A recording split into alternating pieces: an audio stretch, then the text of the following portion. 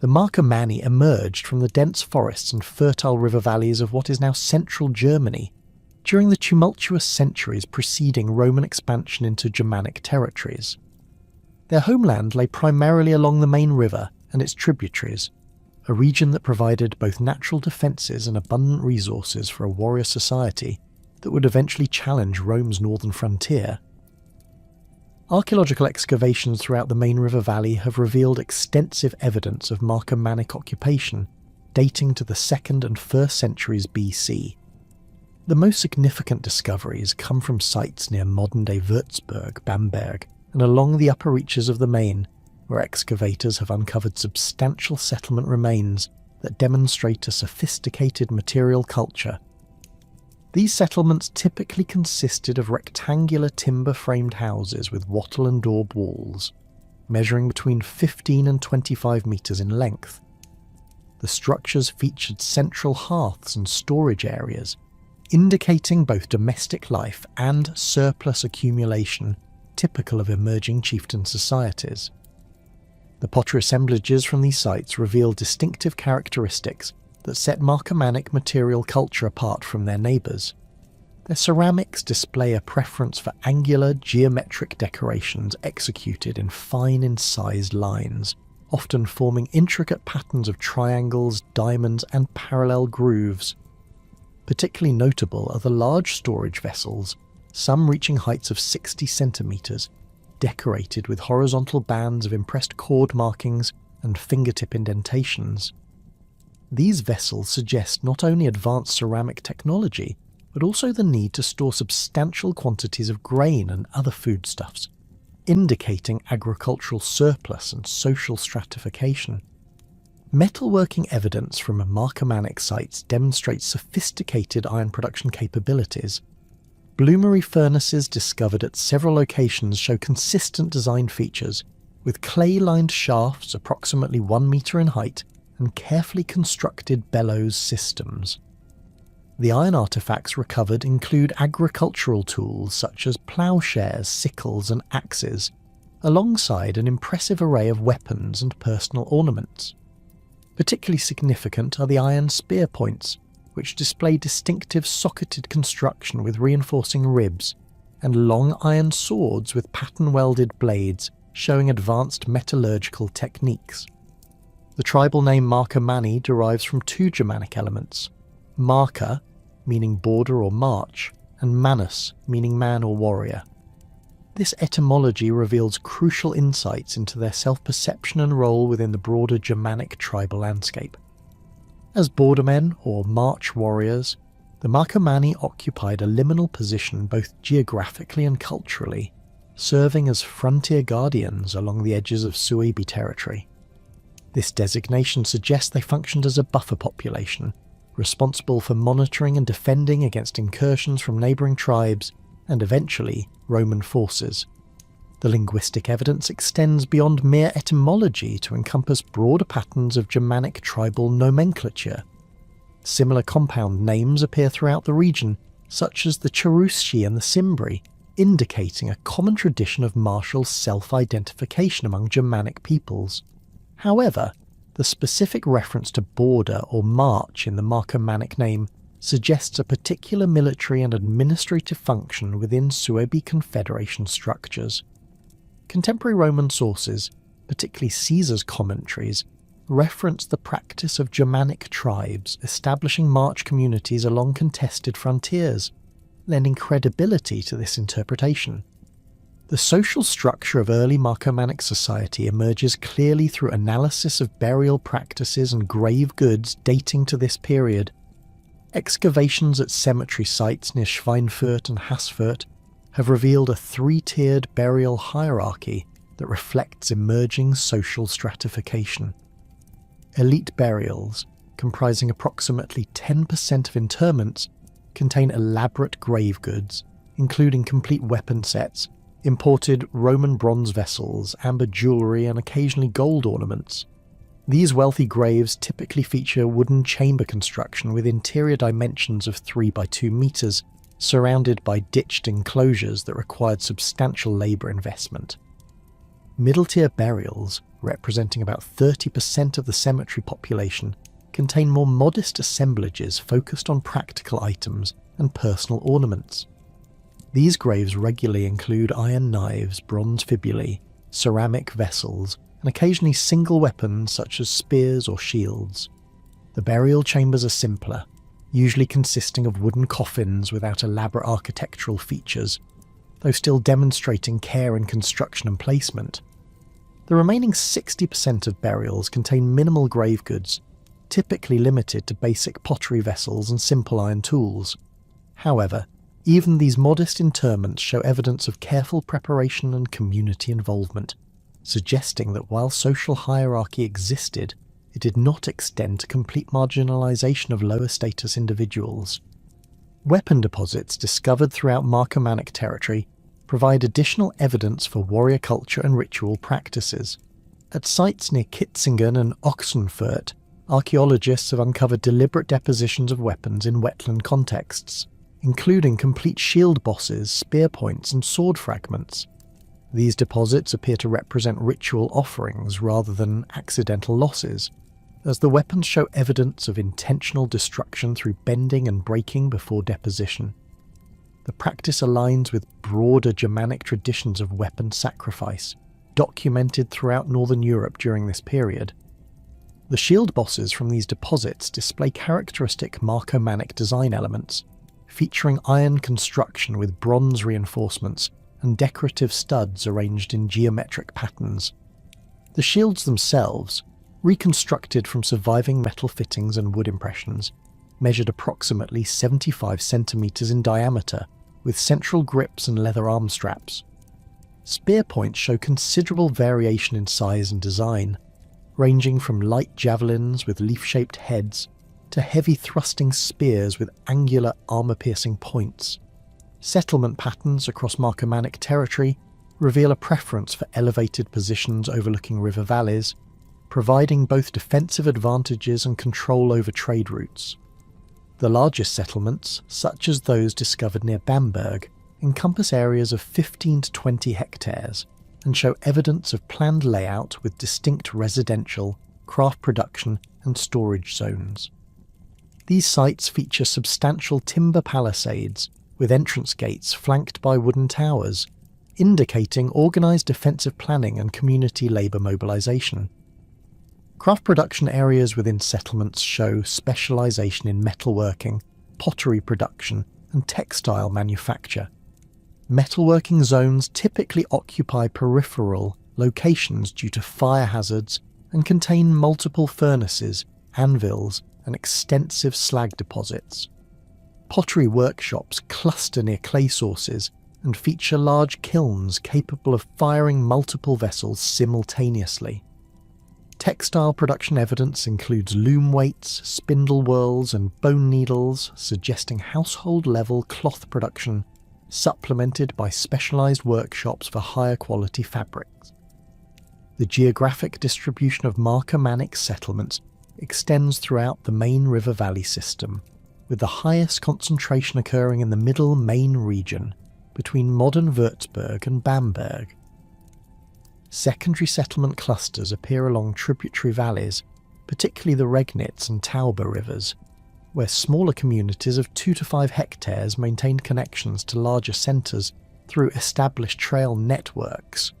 Archaeological evidence suggests these smaller settlements specialised in particular economic activities such as iron ore extraction, livestock management, or agricultural surplus production. Relationships with neighbouring Suebi tribes emerge through analysis of material culture distributions and settlement patterns.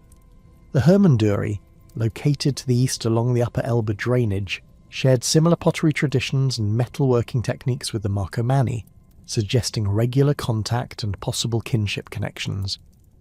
Archaeological assemblages from border zones between these territories show mixed characteristics, indicating either peaceful coexistence or gradual cultural blending through intermarriage and trade relationships. The Semnones, positioned to the north and northeast, maintained more distinct material culture traditions, though imported Marcomannic iron tools and weapons appear regularly in Semnone sites. This pattern suggests established trade networks that facilitated the exchange of specialized products while maintaining cultural boundaries. Roman sources later described these relationships as components of the broader Suebi Confederation, though archaeological evidence indicates that political unity developed gradually through existing economic and cultural connections. Interactions with the Chatti, located to the northwest, appear more complex and occasionally hostile. Settlement patterns along the watershed divide between main and Weser drainage systems show evidence of fortification and defensive positioning, suggesting periodic conflict over territorial boundaries or resource access. However, the presence of Chatti pottery styles in some Marcomannic sites indicates that conflict alternated with peaceful exchange, typical of Germanic tribal relationships during this period. The devastating Cimbrian Wars of 113-101 BC fundamentally altered the demographic and political landscape of Central Europe, creating a cascade of tribal movements that would reshape Germanic society for generations. The Cimbrian Teutones, massive tribal confederations from the Jutland Peninsula, had swept southward through Germanic territories like an unstoppable tide, displacing established populations and disrupting traditional territorial boundaries. Their initial victory over Roman forces at Nerea in 113 BC sent shockwaves throughout the region, demonstrating that even Rome's military might could be challenged by determined Germanic warriors. The Marcomanni found themselves directly in the path of this demographic upheaval. Archaeological evidence from sites along the main river shows clear signs of disruption during this period, with several major settlements experiencing sudden abandonment around 110 BC. Excavations at the Bamberg settlement complex reveal a layer of ash and debris dating to this time frame, followed by a distinct gap in occupation that lasted approximately 2 decades. Similar patterns appear at sites near Würzburg and Schweinfurt, suggesting a coordinated evacuation rather than gradual abandonment. The pressure from migrating populations forced the Marcomanni to make a critical decision that would define their next century of existence.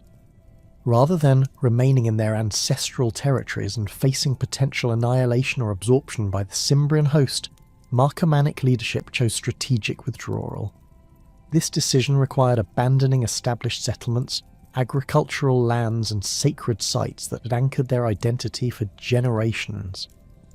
The migration represented not merely a tactical retreat, but a fundamental transformation of Marcomannic society, from settled agriculturalists to mobile warrior bands. Evidence for this westward movement appears in archaeological deposits along traditional migration routes through the Franconian highlands and into the Upper Rhine Valley. Distinctive Marcomannic pottery sherds and metalwork have been discovered at temporary campsites along the Tauber and Neckar river systems, indicating the migration route followed established waterways that provided both navigation markers and access to fresh water. These sites typically show brief occupation periods, with evidence of rapid shelter construction using portable materials and minimal investment in permanent structures. The migration brought the Marcomanni into contact with Ariovistus, a charismatic Suebi war leader who had already established himself as a dominant figure among the Germanic tribes west of the Rhine. Ariovistus represented a new type of Germanic leadership, combining traditional warrior culture with sophisticated political acumen and strategic vision. Unlike the hereditary chieftains who had previously governed Suebi tribes through kinship networks and ritual authority, Ariovistus built his power base through military success and the ability to coordinate multiple tribal groups toward common objectives. Roman sources describe Ariovistus as Rex Germanorum, though this title likely reflects Roman attempts to understand Germanic political structures through familiar terminology rather than accurate description of his actual authority. Germanic society lacked the centralized monarchical institutions that characterize Mediterranean civilizations, instead operating through complex networks of personal loyalty, kinship obligations, and warrior bands. Ariovistus functioned more as a supreme war leader or military coordinator, maintaining authority through continuous demonstration of martial prowess and successful leadership in battle. The Marcomanni's integration into Ariovistus's confederation occurred gradually through a series of military alliances and mutual support agreements. Initial contact likely took place around 108 BC, when Marcomannic refugees encountered Suebi forces already operating in the Upper Rhine region. Rather than viewing the Marcomanni as competitors or threats, Ariovistus recognised their value as experienced warriors familiar with Roman military tactics through their eastern territorial experiences. The Marcomanni brought crucial intelligence about Roman operational methods, having observed Roman forces during the later stages of the Cimbrian Wars. The confederation that emerged under Ariovistus's leadership represented a significant evolution in Germanic political organisation. Previous Suebi alliances had typically formed around specific military objectives or seasonal raiding campaigns, dissolving once immediate goals were achieved. Ariovistus created a more durable structure that maintained tribal identity while coordinating strategic planning and resource allocation across multiple groups. The Marcomanni occupied a prominent position within this confederation, serving as elite shock troops and strategic advisors due to their military expertise and knowledge of Roman tactics. Archaeological evidence from sites in Alsace and the Upper Rhine Valley documents the establishment of Germanic settlements during this period.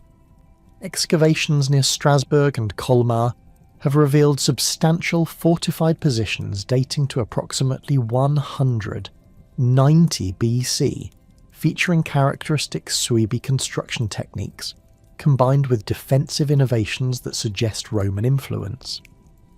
These settlements show evidence of planned layout with designated areas for weapon storage, horse corrals, and communal meeting spaces, indicating military rather than civilian priorities. The fortifications themselves demonstrate sophisticated understanding of siege warfare and defensive architecture. Timber palisades incorporate interlocking construction techniques that distribute impact forces across multiple structural elements, while entrance gates feature complex approach routes designed to expose attackers to concentrated missile fire. Interior layouts prioritize rapid mobilization, with weapon caches positioned for quick distribution and clear sight lines maintained between defensive positions. Settlement patterns reveal the Confederation's expansion strategy throughout the region. Rather than establishing a single major stronghold, Ariovistus's forces created a network of mutually supporting positions that could coordinate defensive efforts while maintaining operational flexibility. The Marcomanni typically occupied the most strategically critical sites, particularly those controlling river crossings and mountain passes that provided access to Gallic territories further west. The Confederation's expansion brought them into direct conflict with established Gallic tribes, particularly the Sequani and Aedui, who had dominated eastern Gaul for centuries. The Sequani, whose territory encompassed much of modern-day Franche-Comté and portions of Burgundy, initially welcomed Germanic military assistance in their ongoing conflicts with the Aedui. This decision would prove catastrophic for Sequani independence, as Ariovistus's forces quickly transformed from hired mercenaries into occupying conquerors. The initial arrangement between the Sequani and Germanic Confederation appeared mutually beneficial. The Sequani gained access to experienced warriors who could tip the balance in their favour against Aedui expansion, while Ariovistus's forces secured legitimate justification for establishing permanent settlements west of the Rhine. The agreement, negotiated around 72 BC, granted the Germanic Confederation rights to approximately one-third of Sequani territory in exchange for military support and protection against Aedui aggression.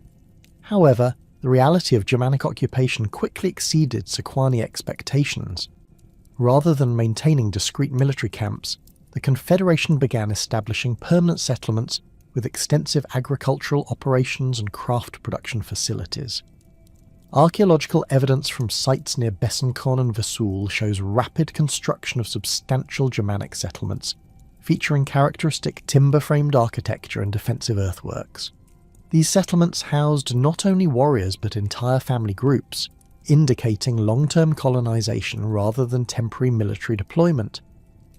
The Marcomanni played a crucial role in this territorial expansion, utilising their organisational skills and military experience to coordinate settlement establishment and defensive preparations. Their knowledge of Roman engineering techniques proved particularly valuable in constructing fortifications capable of withstanding professional siege warfare. Several sites show evidence of Marcomannic influence in their defensive design, featuring complex gate systems and overlapping fields of fire that reflect Roman military principles adapted for Germanic construction methods. Tensions escalated rapidly as the true scope of Germanic territorial ambitions became apparent. The Confederation demanded additional land grants, eventually claiming 2/3 of Sequani territory, while simultaneously pressuring neighbouring tribes for similar concessions. The Aedui, recognising the existential threat posed by Germanic expansion, abandoned their conflict with the Sequani and sought external assistance to expel the invaders. The political dynamics of Eastern Gaul during this period reflected the complex web of tribal alliances and rivalries that characterised pre-Roman Celtic society. The Aedui had traditionally maintained friendly relations with Rome, having provided assistance during various military campaigns and receiving recognition as Amici Populi Romani. This relationship provided them with diplomatic channels to request Roman intervention against Germanic expansion, though initial Roman responses remained limited to diplomatic protests and economic pressure. The situation deteriorated further when Ariovistus began recruiting additional Germanic tribes from across the Rhine, promising them shares of conquered Gallic territory in exchange for military service. Archaeological evidence suggests that substantial numbers of Harudes Marcomanni, Tribocci, Vangiones, Nemetes, Sedusii, and Suebi crossed into Gaul during this period, creating a demographic pressure that threatened to overwhelm existing Gallic populations entirely. The Marcomanni's position within this expanding confederation remained secure due to their proven military capabilities and strategic value. Roman sources indicate that Marcomannic warriors served as elite units within Ariovistus's army, typically deployed at critical points during major engagements. Their reputation for disciplined fighting and tactical flexibility made them particularly effective against Gallic warrior bands, who relied primarily on individual courage and clan loyalty rather than coordinated battlefield maneuvers. The Confederation's military success stemmed partly from its ability to combine traditional Germanic warrior culture with tactical innovations learned through contact with Mediterranean civilizations. The Marcomanni contributed significantly to this military evolution, introducing formation fighting techniques and coordinated cavalry operations that enhanced overall battlefield effectiveness. Their experience with Roman military methods proved invaluable in developing countermeasures against professional legionary tactics. By 60 BC, Germanic control extended throughout much of Eastern Gaul, with Ariovistus exercising effective authority over territories stretching from the Vosges Mountains to the Saône River Valley. The Confederation had successfully established a Germanic kingdom west of the Rhine, creating a precedent that would influence tribal migration patterns for decades to come. The Marcomanni found themselves in an unprecedented position of power and influence, controlling substantial territories and commanding respect throughout the Germanic world. However, this success inevitably attracted Roman attention as reports of Germanic expansion reached the Senate and Julius Caesar, who was preparing to assume his proconsular command in Gaul. The stage was set for a confrontation that would test Germanic military capabilities against Roman professional armies and determine whether the Confederation's territorial gains could be maintained against determined Roman opposition. The catastrophic defeat at Vosges in 58 BC shattered the Germanic Confederation that had dominated Eastern Gaul for over a decade. Caesar's legions, employing superior discipline and tactical coordination, systematically dismantled Ariovistus's forces in a single decisive engagement that demonstrated the overwhelming advantages of professional Roman military organisation over traditional Germanic warrior bands. The battle's aftermath left thousands of Germanic warriors dead on the battlefield, while survivors scattered in desperate flight back across the Rhine, abandoning their settlements, families, and territorial ambitions in Gaul. For the Marcomanni, the defeat represented more than military failure. It marked the complete collapse of their strategic position west of the Rhine and forced a fundamental re-evaluation of their relationship with Roman power. Archaeological evidence from abandoned Germanic settlements in Alsace shows hasty evacuation during this period, with valuable items left behind and storage facilities deliberately destroyed to prevent Roman exploitation.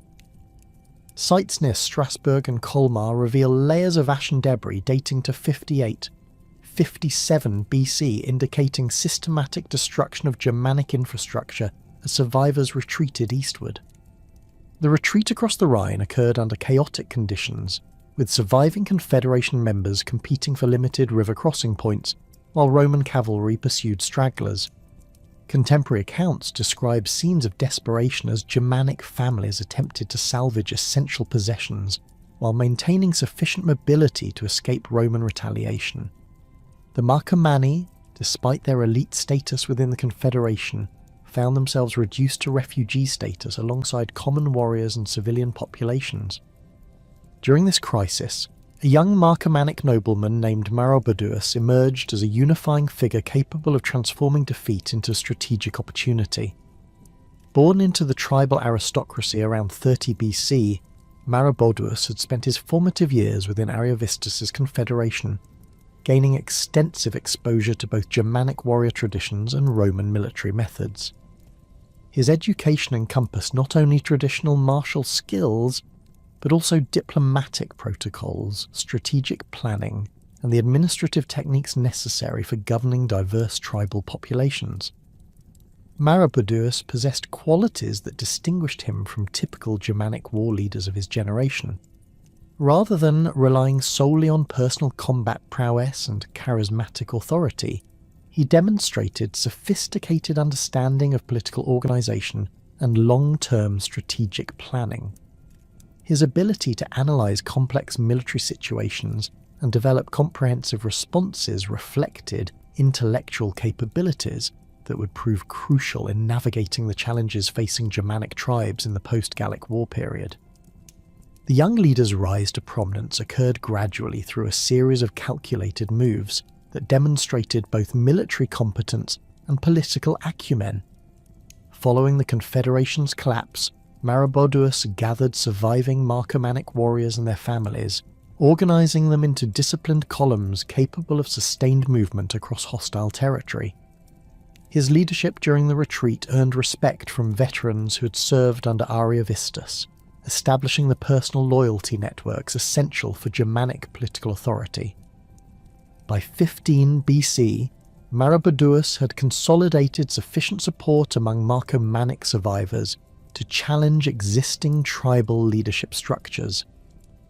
The traditional chiefs who had governed Marcomannic society before the Gallic adventure had either died in battle or lost credibility through their association with the failed confederation. Maroboduus filled this leadership vacuum by demonstrating superior organizational skills and presenting a coherent vision for Marcomannic recovery and future prosperity. His assumption of royal authority around 9 BC marked a decisive break with traditional Germanic political practices. Rather than accepting the consensus-based leadership typical of Germanic tribes, Maroboduus established centralized control that concentrated military, judicial, and religious authority in his person. This transformation required careful management of tribal traditionalists, who viewed monarchical government as incompatible with Germanic customs. But Maroboduus successfully argued that extraordinary circumstances demanded extraordinary measures. The new king's first major strategic decision involved territorial relocation to Bohemia, a region that offered significant advantages over the Marcomanni's traditional main river homeland. Bohemia's geographic position provided natural defensive barriers through the Bohemian Massif's mountain ranges, while the Elbe River system offered access to northern European trade networks. The region's agricultural potential exceeded that of the main valley, with extensive fertile plains capable of supporting larger populations and generating substantial surplus production. Archaeological evidence documents the Marcomannic migration into Bohemia through distinctive pottery assemblages and metalwork styles that appear suddenly in the archaeological record around 8 BC. Excavations at sites near modern Prague reveal the establishment of substantial settlements featuring characteristic Marcomannic timber-framed architecture adapted for local environmental conditions. These early Bohemian settlements show evidence of planned construction with designated areas for craft production, weapon storage, and administrative functions. The migration process required complex logistical coordination to move entire tribal populations across several hundred kilometres of potentially hostile territory.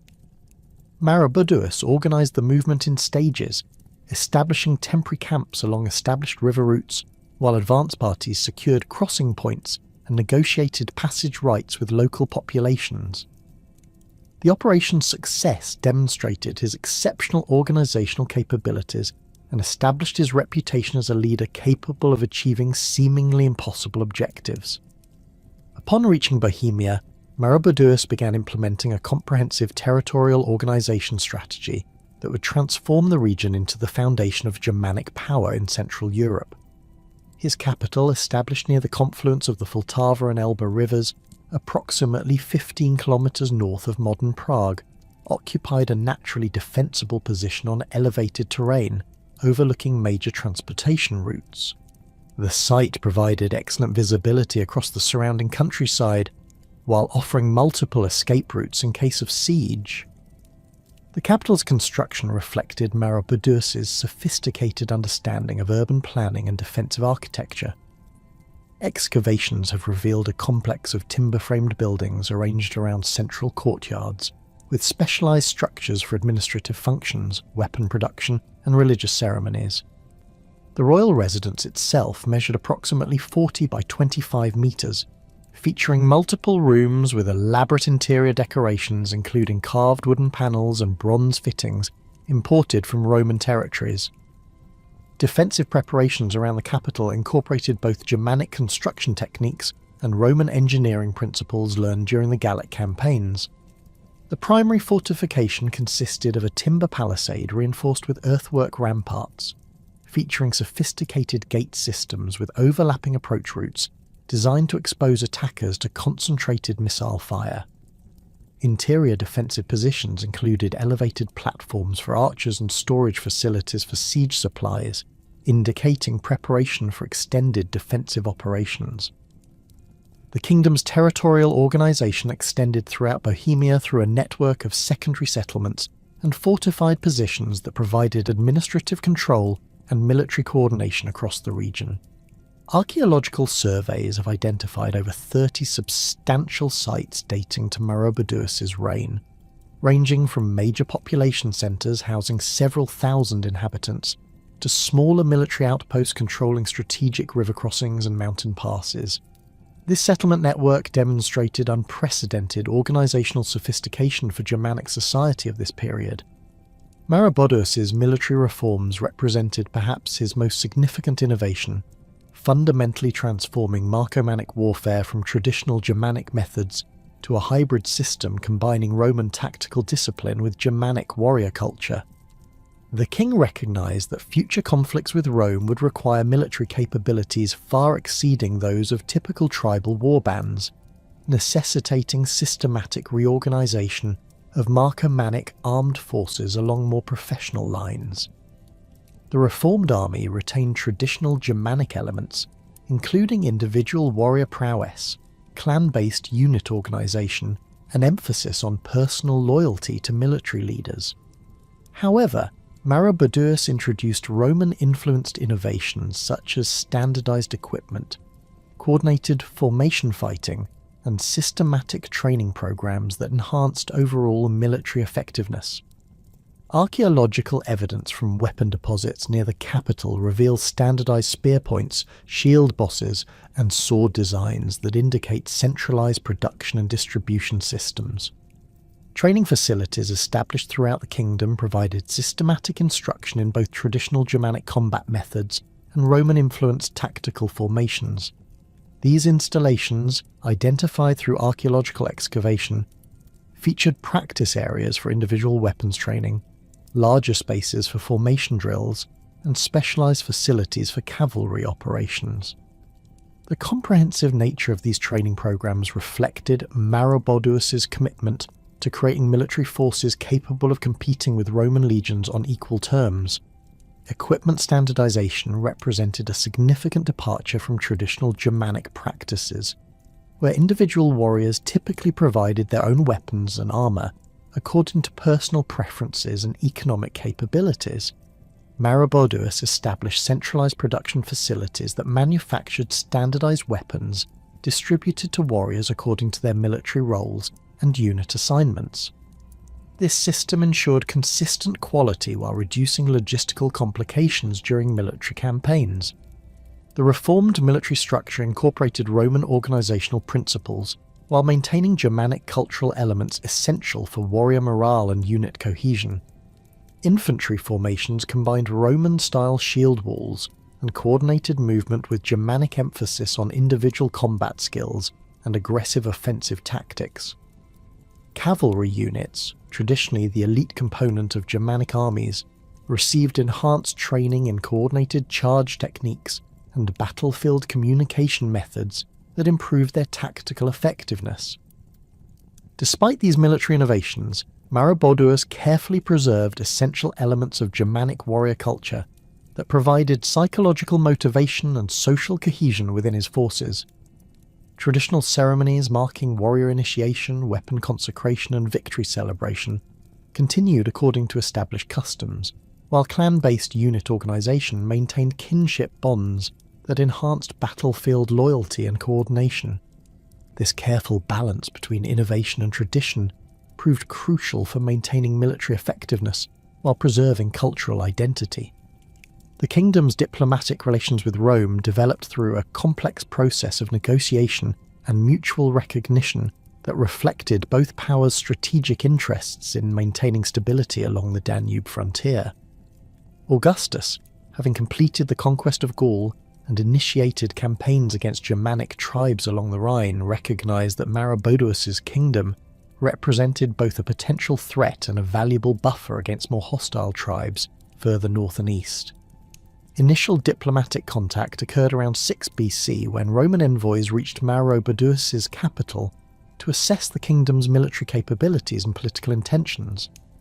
These negotiations, conducted according to established Roman diplomatic protocols, resulted in a formal agreement that recognized Marcomannic territorial claims in Bohemia while establishing tribute obligations and military cooperation arrangements. The agreement represented a significant diplomatic achievement for Maroboduus, providing international recognition of his kingdom's legitimacy while avoiding direct military confrontation with Rome. The tribute arrangements negotiated with Rome involved annual payments of valuable goods, including amber, furs, iron products, and occasionally Germanic warriors for auxiliary military service. These payments, while representing a form of subordination to Roman authority, provided the kingdom with access to Roman markets and diplomatic protection against hostile neighbours. Archaeological evidence from the capital shows increased quantities of Roman luxury goods during this period, indicating the economic benefits derived from diplomatic cooperation. Military cooperation agreements established protocols for coordinating defensive operations along the Danube frontier, with Marcomannic forces serving as an early warning system against tribal migrations and raiding expeditions from the north. This arrangement provided Rome with valuable intelligence about Germanic tribal movements, while giving Maroboduus's kingdom a legitimate role in regional security arrangements. The cooperation proved mutually beneficial, as Roman military support helped stabilize Marcomannic territorial claims against competing tribal groups. The delicate balance of power along the Danube frontier required continuous diplomatic management as both Roman and Germanic interests evolved over time. Maroboduus maintained careful neutrality in Roman internal conflicts while gradually expanding his influence among neighbouring Germanic tribes through diplomatic alliances and strategic marriages. This expansion created tension with Roman authorities, who viewed growing Germanic unity as a potential threat to frontier security. but Maroboduus successfully managed these concerns through regular diplomatic communication and demonstrations of continued cooperation. The diplomatic equilibrium that Maroboduus had carefully cultivated with Rome provided the foundation for unprecedented territorial expansion throughout Central Europe during the first decade AD. His kingdom's strategic position in Bohemia, combined with its growing military reputation and Roman recognition, attracted numerous Germanic tribes seeking protection from Roman expansion along the Rhine frontier and political stability in an increasingly volatile regional environment. The Marcomannic court became a magnet for tribal delegations offering submission in exchange for military protection and inclusion in what was rapidly becoming the most powerful Germanic political entity north of the Danube. The Quadi, occupying the fertile Moravian plains east of Bohemia, were among the first major tribes to formally acknowledge Marcomannic supremacy. Their territory encompassed the strategic Morava River Valley, which provided crucial access to Danubian trade routes and served as a natural corridor between Bohemian highlands and the Hungarian plains. Archaeological evidence from Quadi settlements near modern Brno and Olomouc shows sudden appearance of Marcomannic-style pottery and metalwork around 5 AD, indicating rapid cultural integration following political submission. The Quadi leadership retained local autonomy over internal tribal affairs while accepting Marcomannic authority in matters of external relations, military coordination, and territorial disputes with neighbouring groups. The incorporation of Quadi territory nearly doubled the kingdom's agricultural capacity and provided access to extensive iron ore deposits in the Moravian highlands. These mineral resources proved particularly valuable for supporting the kingdom's expanding military requirements, as standardized weapon production demanded consistent supplies of high-quality iron.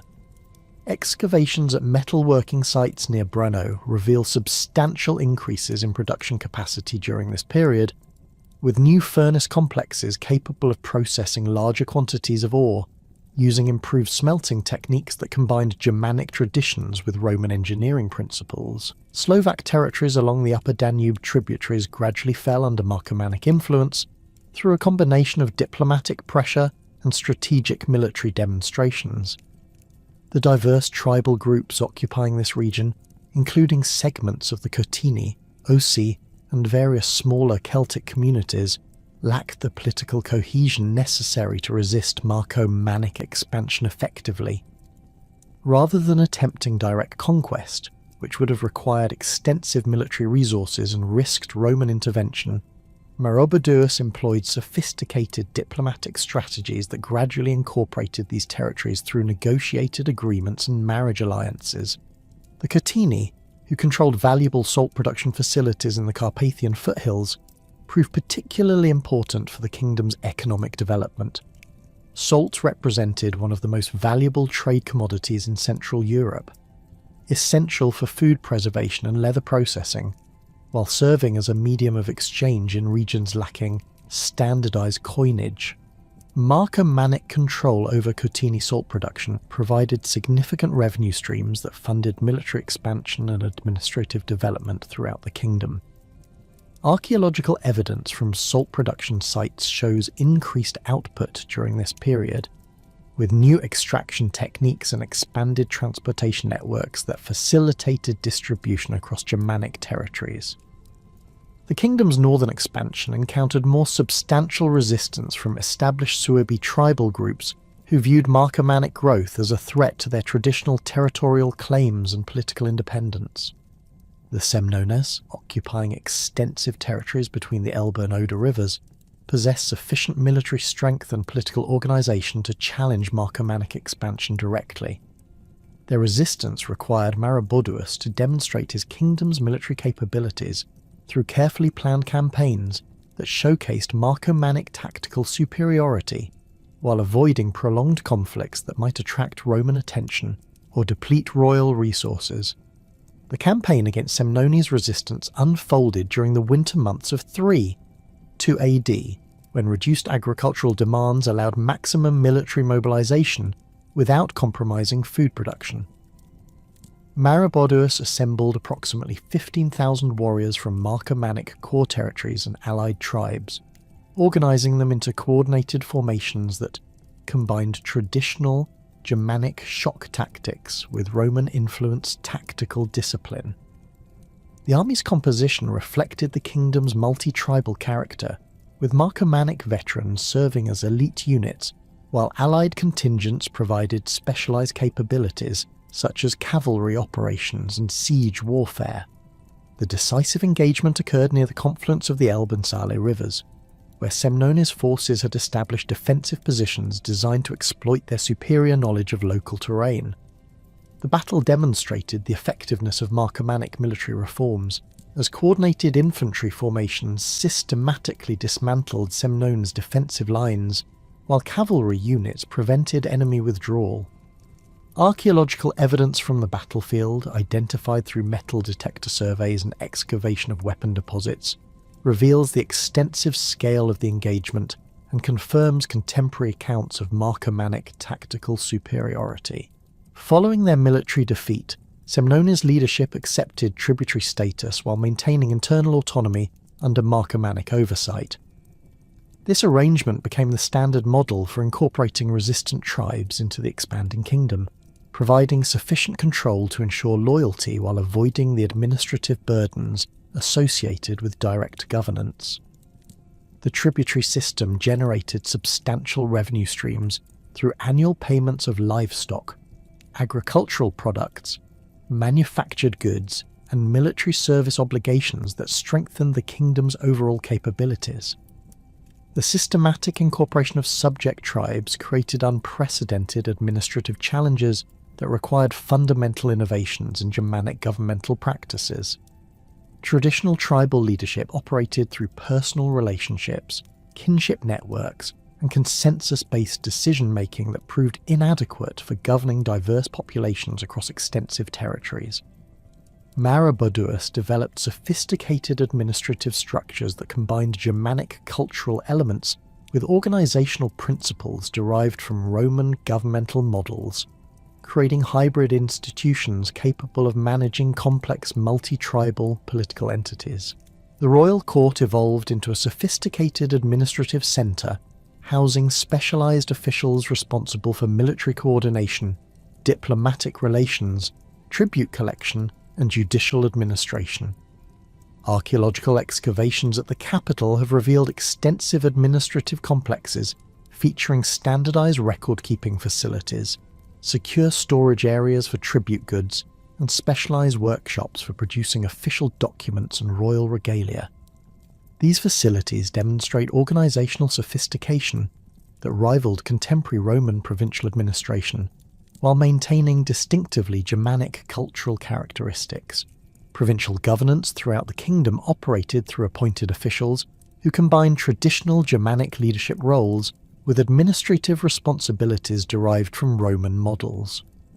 These governors, typically drawn from Marcomannic nobility or allied tribal leadership, maintained royal authority in distant territories while adapting central policies to local conditions and cultural preferences. The system required careful balance between centralised control and regional autonomy, as excessive interference in local affairs risked triggering rebellions that could destabilise the entire kingdom. The tribute system that financed royal administration and military expansion operated through carefully calibrated assessments based on each territory's economic capacity and strategic importance. Agricultural regions provided grain, livestock, and manufactured goods, while territories controlling mineral resources contributed iron, salt, and precious metals. Military obligations varied according to tribal martial traditions and strategic requirements, with some groups providing infantry levies while others specialised in cavalry operations or siege warfare techniques. Economic development throughout the kingdom accelerated dramatically as political unification eliminated internal barriers to trade and resource allocation. The amber trade, which had traditionally operated through fragmented networks controlled by individual tribes, became systematized under royal oversight that coordinated production, transportation, and marketing across extensive geographic regions. Archaeological evidence from amber working sites shows substantial increases in production volume and quality during this period, with specialised workshops producing standardised products designed for specific market segments. The amber routes that connected Baltic production areas with Mediterranean markets passed directly through Marcomannic territory, providing the kingdom with opportunities to levy transit taxes while offering protection services to merchant caravans. These arrangements generated substantial revenue streams that funded infrastructure development, military expansion, and diplomatic activities throughout the region. Roman merchants operating along these routes reported increased security and reduced transportation costs compared to previous arrangements, indicating the effectiveness of royal protection services. Roman luxury goods began appearing in significant quantities throughout the kingdom, as diplomatic relations provided access to Mediterranean markets and tribute obligations were partially fulfilled through currency payments. Archaeological assemblages from elite burial sites dating to this period contain Roman bronze vessels, glass beads, wine amphorae, and occasionally silver coins that demonstrate growing economic integration with Roman commercial networks. The distribution patterns of these luxury items reveal social hierarchies within the kingdom, with highest concentrations appearing at the royal capital and major administrative centres.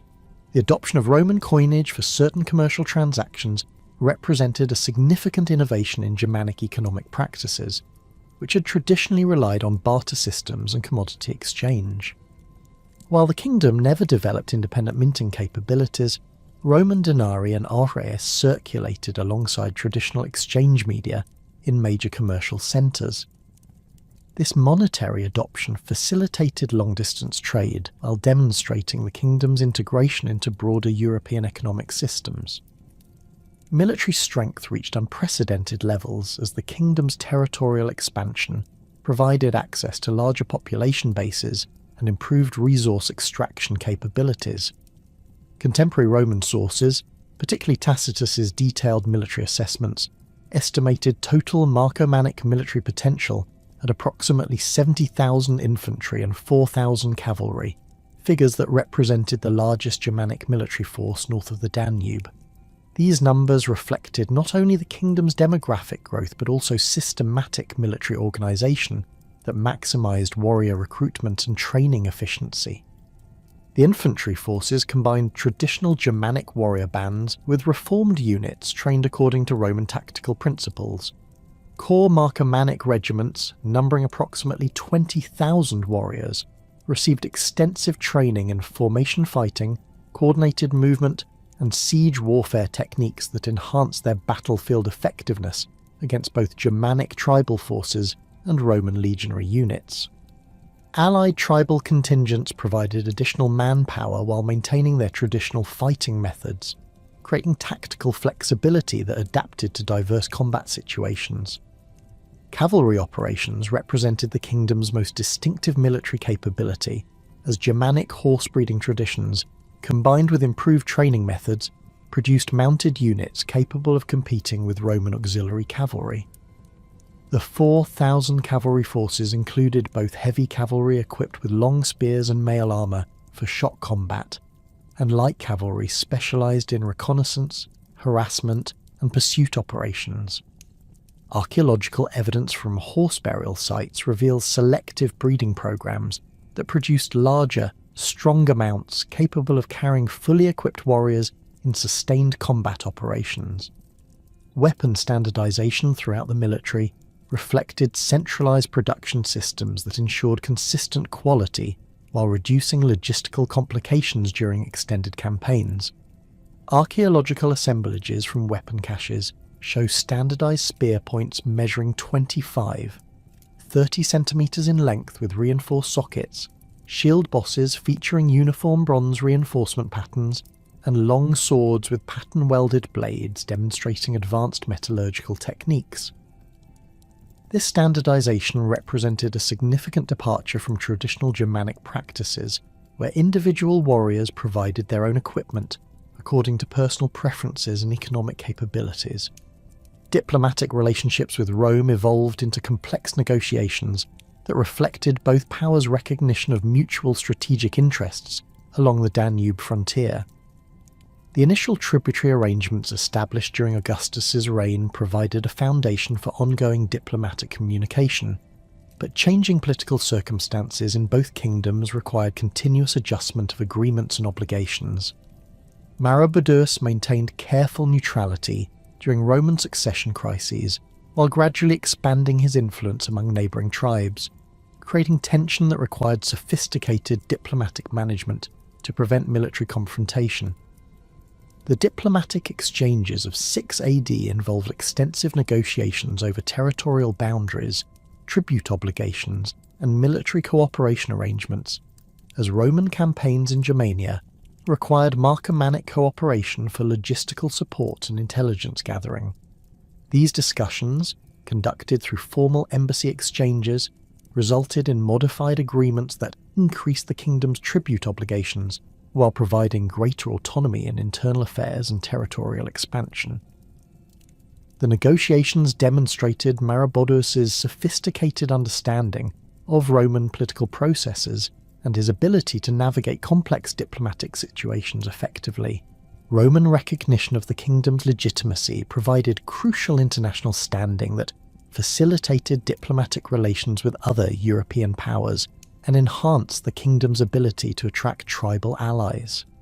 This recognition, formalised through official treaties and ceremonial exchanges, established precedents for Romano-Germanic diplomatic relations that influenced frontier policy for subsequent decades. The kingdom's diplomatic success demonstrated that Germanic political entities could achieve international recognition through sophisticated negotiation rather than military confrontation alone.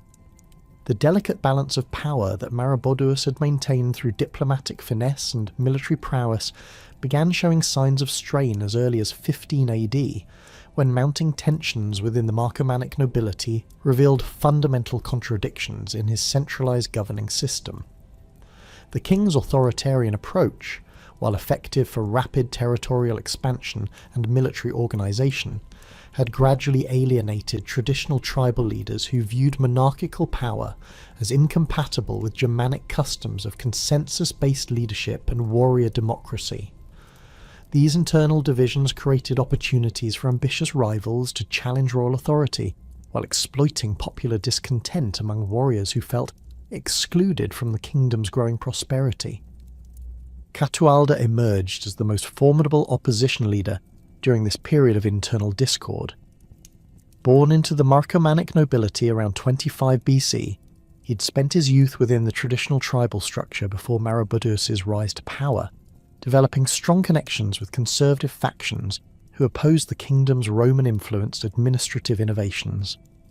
His family lineage traced back to pre-migration Marcomannic chieftains who had governed through kinship networks and warrior assemblies, providing him with legitimate claims to leadership that resonated with traditionalist supporters throughout the kingdom.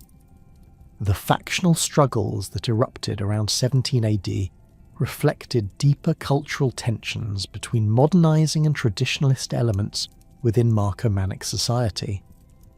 Catualda's supporters included veteran warriors who had served under Ariovistus, tribal priests who opposed the adoption of Roman governmental practices, and regional chieftains whose authority had been diminished by centralized administration.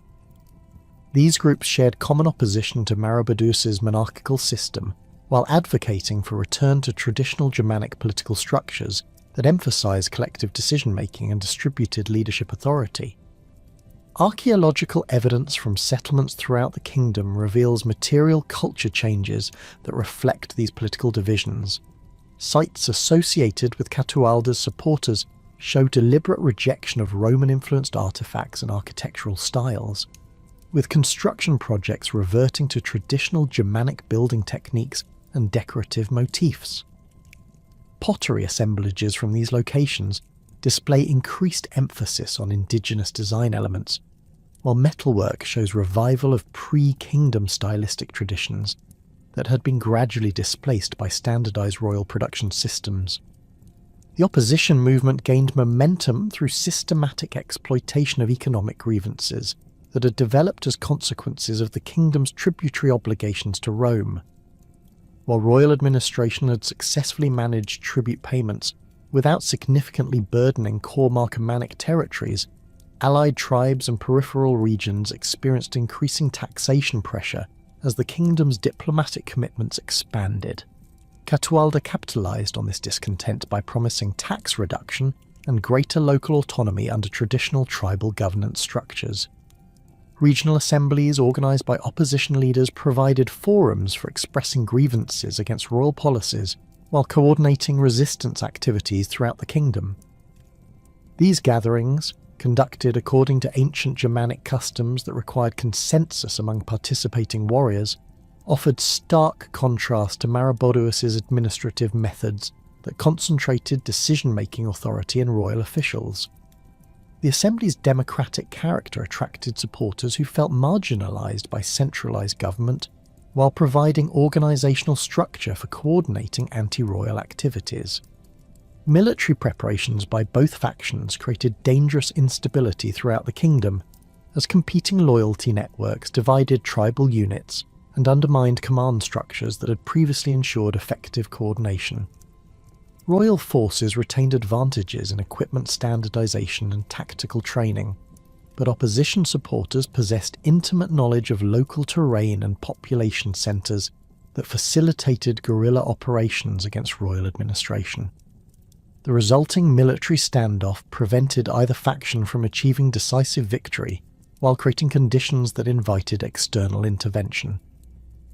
During this period of internal Marcomannic turmoil, Arminius had been developing his own ambitious plans for unifying Germanic tribes against Roman expansion along the Rhine frontier. The Cherusci war leader, having achieved legendary status through his victory over Varus at the Teutoburg forest in 9 AD, recognised that sustainable resistance to Roman power required coordination among major Germanic political entities. His diplomatic initiatives aimed at creating a comprehensive anti-Roman alliance that would combine Cherusci military experience with Marcomannic organisational capabilities and territorial resources.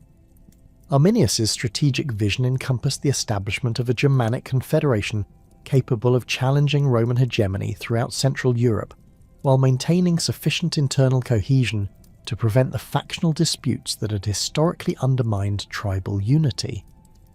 His analysis of Roman military capabilities convinced him that successful resistance required unprecedented cooperation among traditionally independent Germanic tribes, necessitating diplomatic agreements that transcended historical rivalries and territorial disputes. The Marcomannic kingdom represented the most crucial potential ally due to its military strength, territorial extent, and established governmental institutions.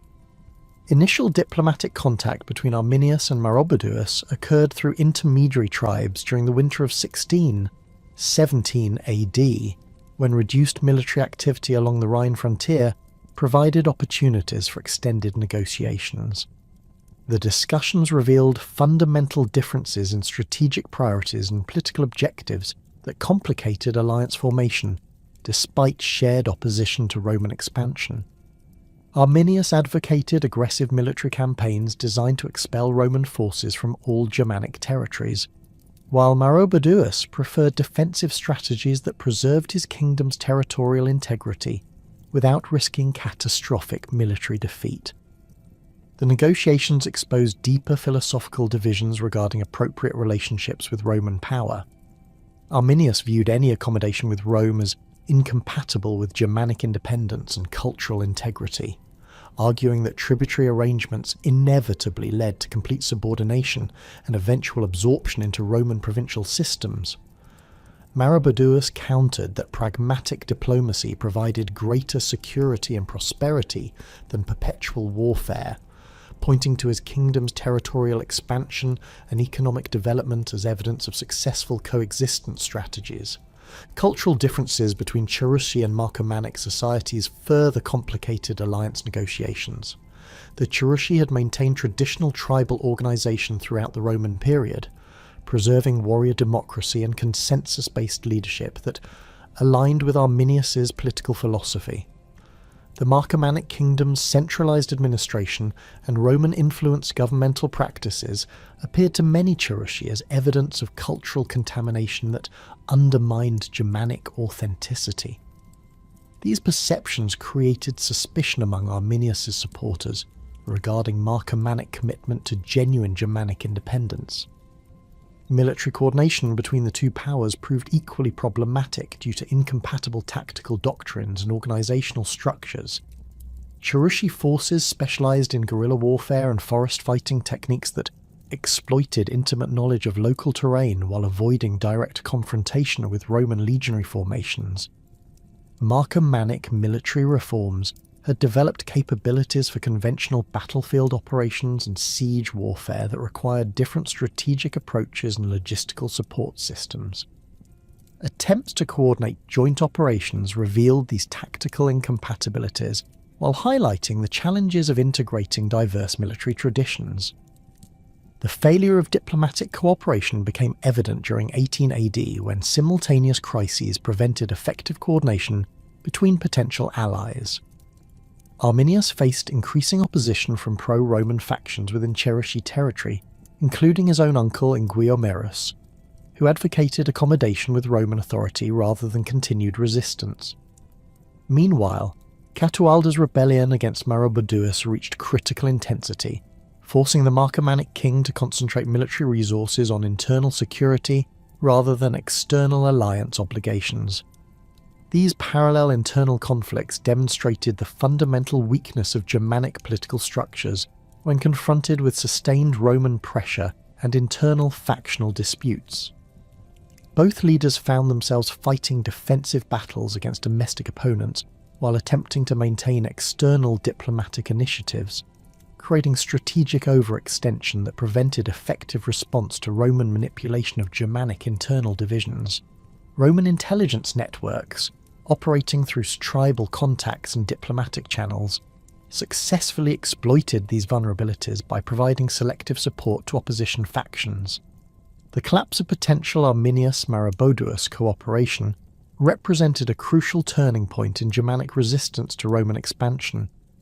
Without coordinated leadership among major tribal powers, individual Germanic groups remained vulnerable to Roman military pressure and diplomatic manipulation that prevented formation of effective anti-Roman coalitions. The failure established patterns of Germanic disunity that would persist throughout subsequent decades, enabling Roman frontier control through divide-and-conquer strategies that exploited tribal rivalries and internal conflicts. Catualda's rebellion reached a decisive phase during the spring of 19 AD when accumulated grievances and factional tensions erupted into open civil war throughout the Marcomannic kingdom. The conflict began with coordinated attacks on royal administrative centres and tribute collection facilities, indicating sophisticated planning and extensive organisational preparation by opposition forces. Archaeological evidence from sites near modern Prague shows destruction layers dating to this period, with deliberate targeting of governmental buildings and royal storage facilities, while residential areas remained largely undamaged. The rebellion's initial success stemmed from widespread popular support among tribal groups who had experienced increasing taxation and administrative interference under centralized royal government. Catualda's forces included substantial numbers of allied tribal warriors who viewed the civil war as an opportunity to regain traditional autonomy while reducing tribute obligations to both the royal administration and Rome. Regional chieftains provided local knowledge and logistical support that enabled rapid movement across familiar territory while avoiding royal military concentrations. Military operations during the Civil War revealed the kingdom's internal divisions while demonstrating tactical innovations that both factions had developed during the conflict. Royal forces retained advantages in standardized equipment and coordinated formations, but opposition supporters utilized guerrilla tactics and local support networks that neutralized these advantages in familiar terrain. The resulting military stalemate prevented decisive victory by either faction, while creating conditions that attracted external intervention by neighbouring powers seeking to exploit Marcomannic weakness. Roman diplomatic activity during the Civil War reflected careful calculation of imperial interests along the Danube frontier. While Maroboduus's kingdom had provided valuable buffer protection against northern tribal migrations, internal instability threatened to create power vacuum that might encourage hostile tribal movements toward Roman territories. Roman officials maintained communication with both factions while avoiding direct military intervention that might unite Germanic opposition against common external threat. This diplomatic strategy aimed at ensuring favourable outcome regardless of which faction achieved ultimate victory. The decisive confrontation occurred near the royal capital when Catualda's forces, reinforced by Suebi allies from across the Elbe, launched coordinated assault on Maroboduus's primary stronghold. The battle demonstrated tactical evolution that had occurred during the Civil War, with both sides employing siege warfare techniques and coordinated infantry operations that reflected Roman military influence.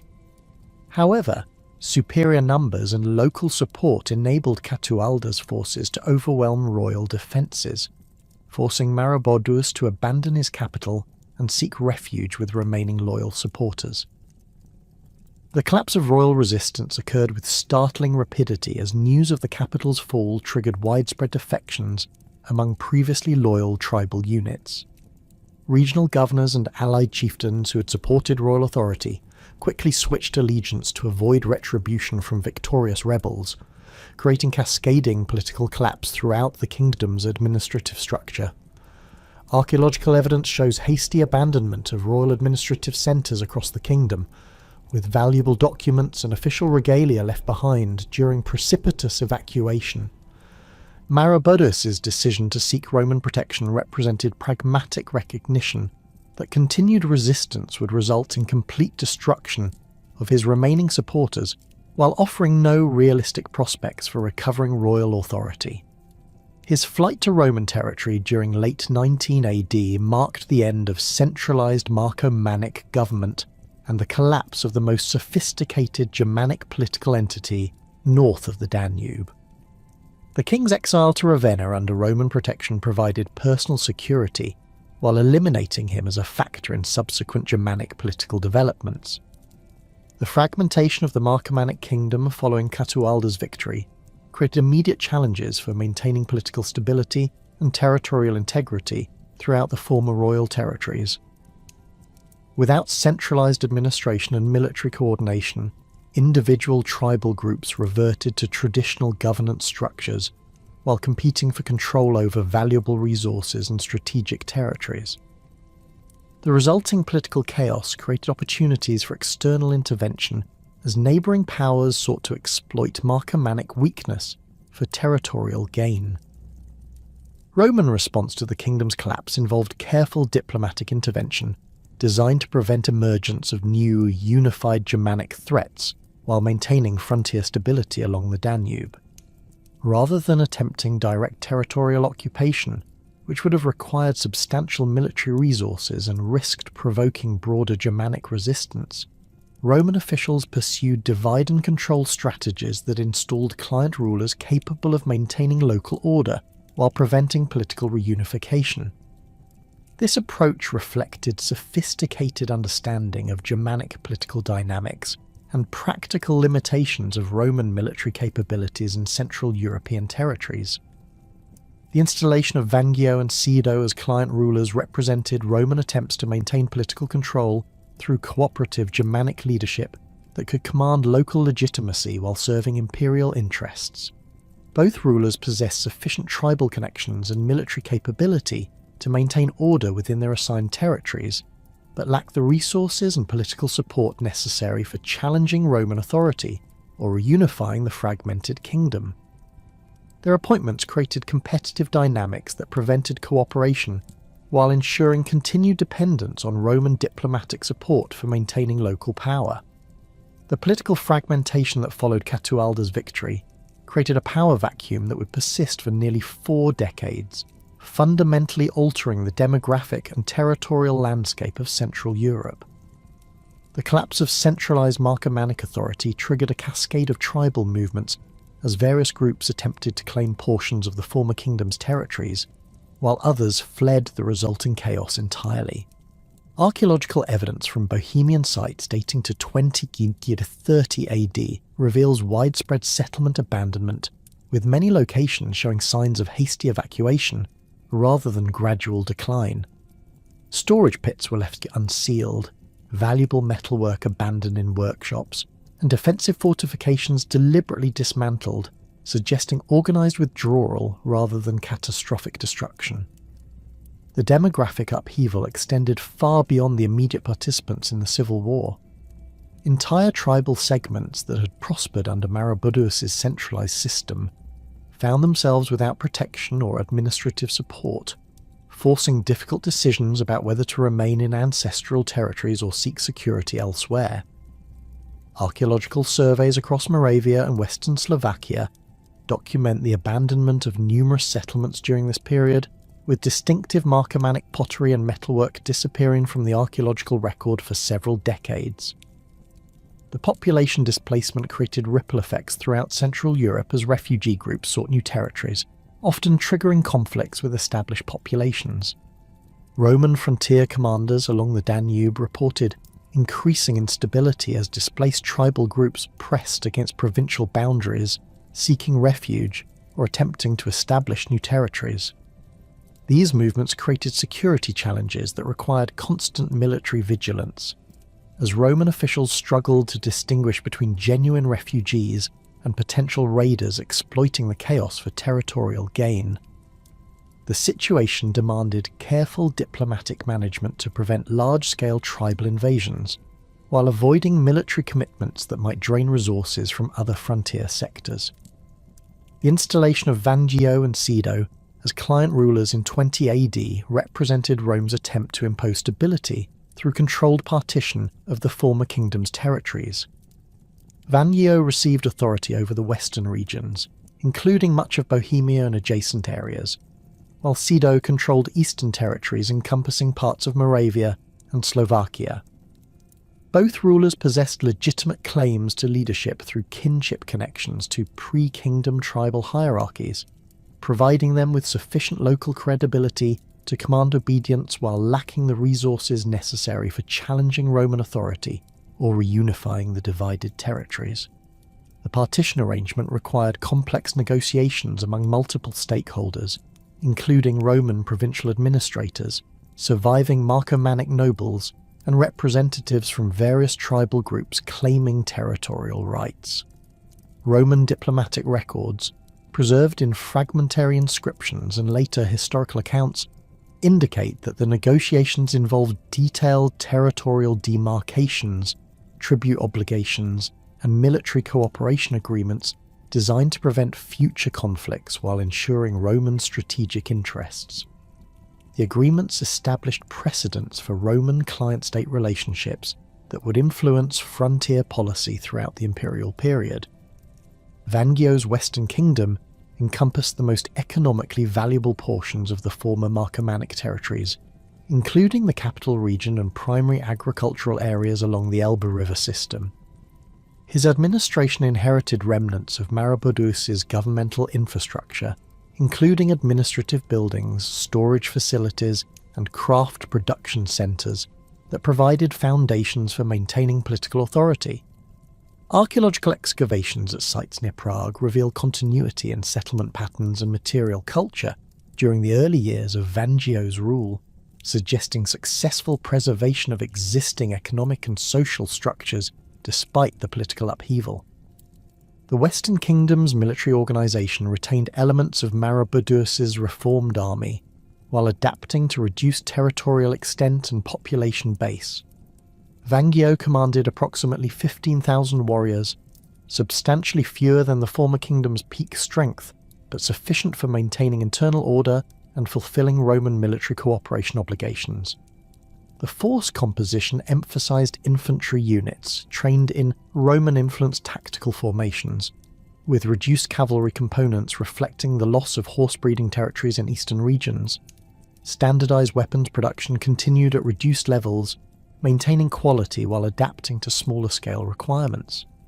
Sido's eastern territories faced greater challenges in establishing stable governance due to their peripheral position within the former kingdom and reduced access to established administrative infrastructure.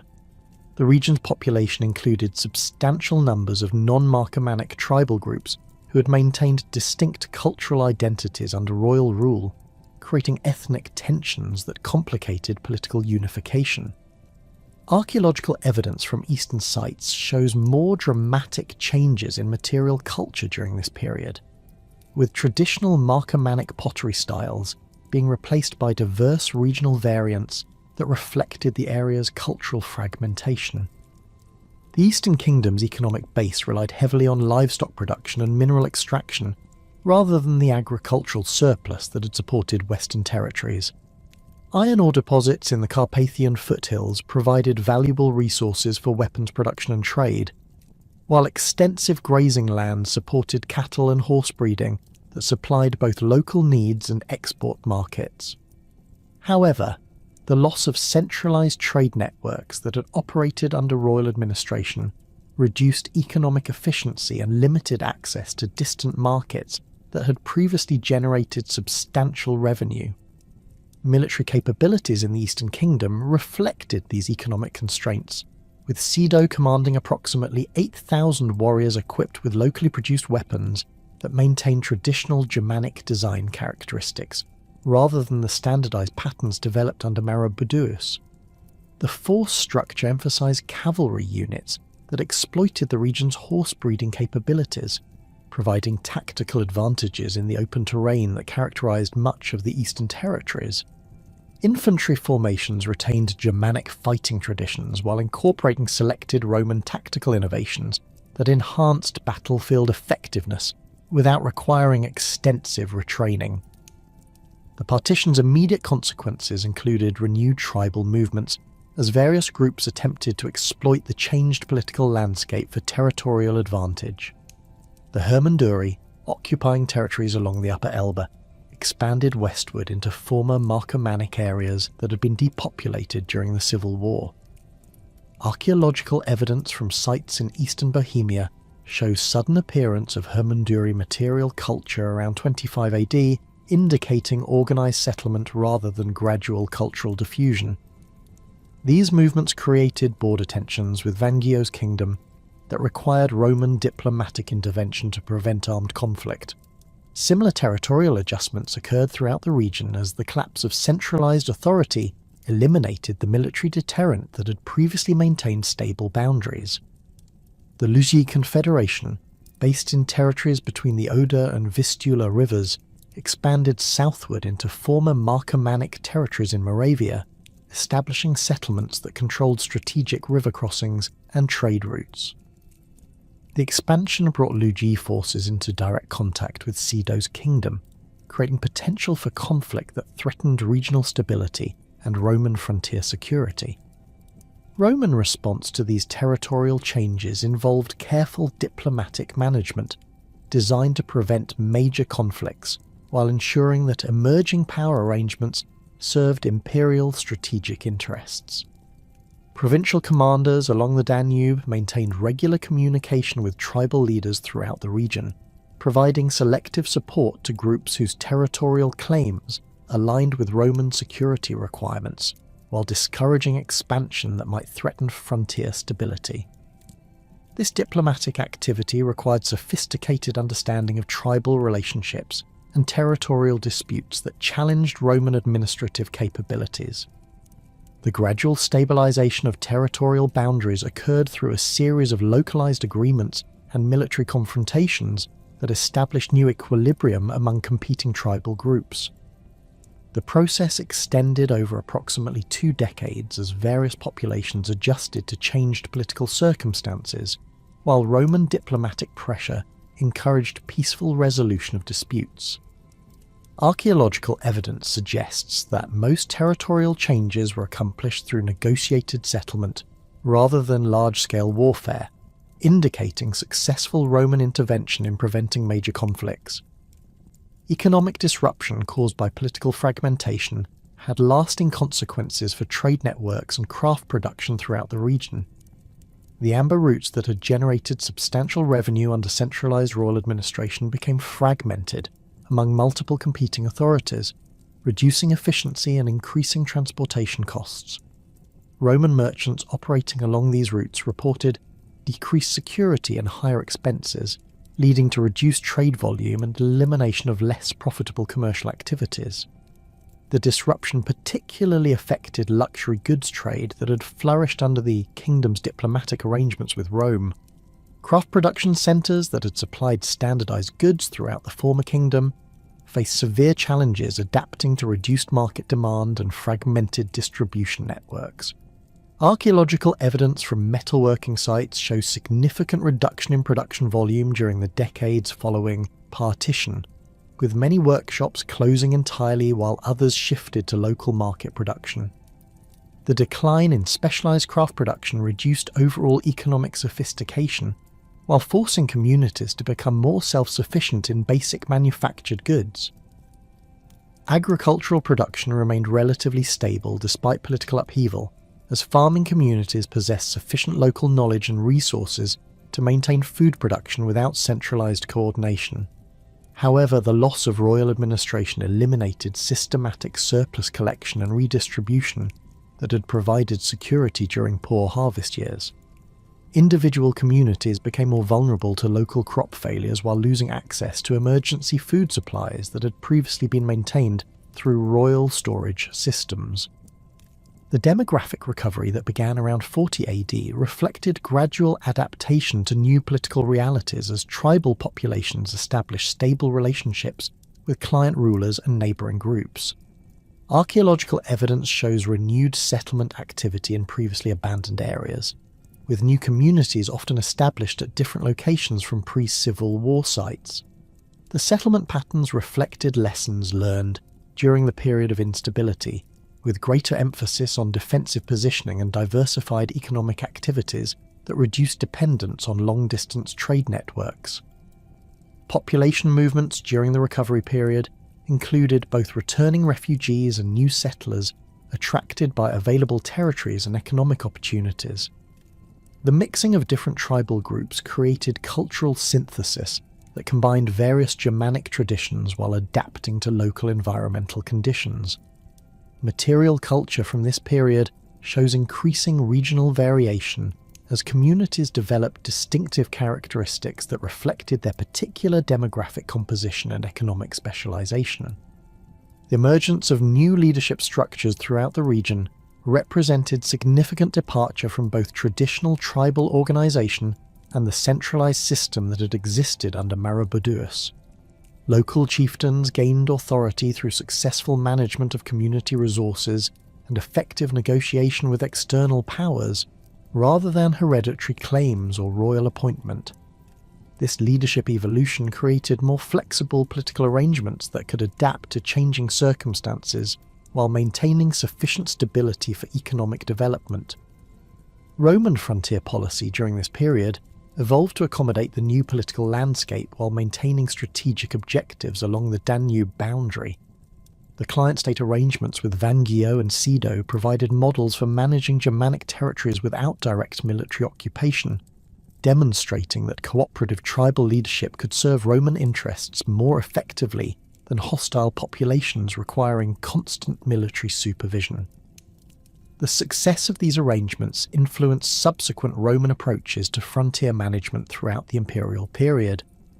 Military cooperation between Roman forces and client rulers developed through regular joint operations against hostile tribal groups and coordination of defensive preparations along the Danube frontier.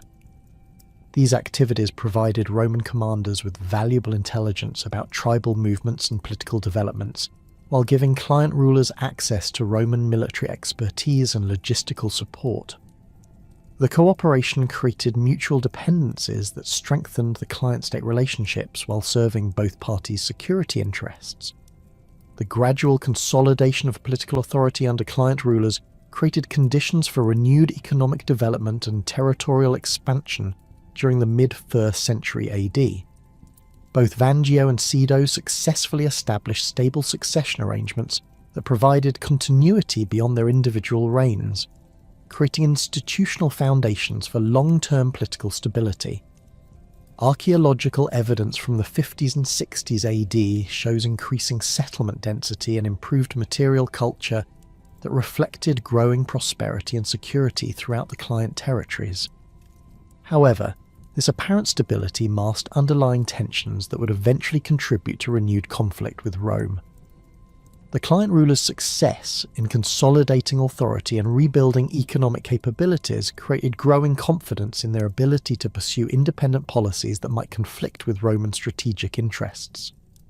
Population growth and territorial expansion brought the client kingdoms into contact with hostile tribal groups further north and east, creating security challenges that strained existing military capabilities while generating pressure for alliance formation with other Germanic powers.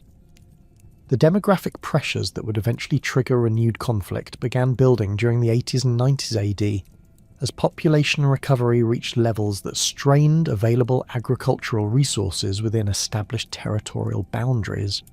Archaeological surveys document increasing settlement density throughout both client kingdoms, with new communities established in previously marginal lands that required more intensive cultivation techniques. The population growth reflected successful adaptation to post-kingdom political arrangements, but created resource competition that would eventually require territorial expansion or alternative solutions. Simultaneously, tribal movements in northern and eastern Europe began generating pressure against the client kingdom's boundaries as various groups sought new territories or fled conflicts in their traditional homelands. The Lugi Confederation experienced internal tensions that triggered southward migration pressure, while Sarmatian peoples from the Pontic steppes began expanding westward into territories previously controlled by Germanic tribes. These movements created a demographic cascade that would eventually reach Roman frontier zones, setting the stage for the conflicts that would define the later 1st and 2nd centuries AD. The mounting demographic pressures and territorial tensions that had been building throughout the client kingdoms during the late 1st century AD finally reached a critical threshold in 166 AD, when a massive confederation of Germanic and Sarmatian tribes launched coordinated assaults across the Danube frontier. The initial breakthrough occurred near modern-day Vienna, where Marcomannic forces, now reunified under aggressive leadership that rejected the client-state arrangements of previous decades, overwhelmed Roman border fortifications through sheer numerical superiority and tactical innovations that exploited weaknesses in frontier defensive systems. Archaeological evidence from destroyed Roman settlements along the Danube shows extensive burning and deliberate destruction dating to this period, with coin hoards hastily buried by fleeing civilians providing precise chronological markers for the invasion's devastating impact. The Marcomannic breakthrough represented far more than a typical barbarian raid across Roman frontiers. Unlike previous Germanic incursions that had typically consisted of opportunistic attacks by individual tribal groups seeking plunder and quick withdrawal, the 166 AD offensive involved coordinated planning among multiple tribal confederations that had spent years preparing for systematic territorial conquest. Roman intelligence reports, preserved in fragmentary military dispatches, describe Germanic forces numbering approximately 100,000 warriors organised into disciplined formations that demonstrated sophisticated understanding of Roman military weaknesses and logistical vulnerabilities. The invasion force included substantial Marcomannic contingents alongside Quadi warriors from Moravian territories, Sarmatian cavalry units from the Pannonian plains, and various smaller tribal groups that had been displaced by demographic pressures further north and east. This multi-ethnic composition reflected the complex political dynamics that had developed throughout Central Europe during the previous century, as population growth and resource competition forced traditional enemies to cooperate in pursuing territorial expansion at Roman expense.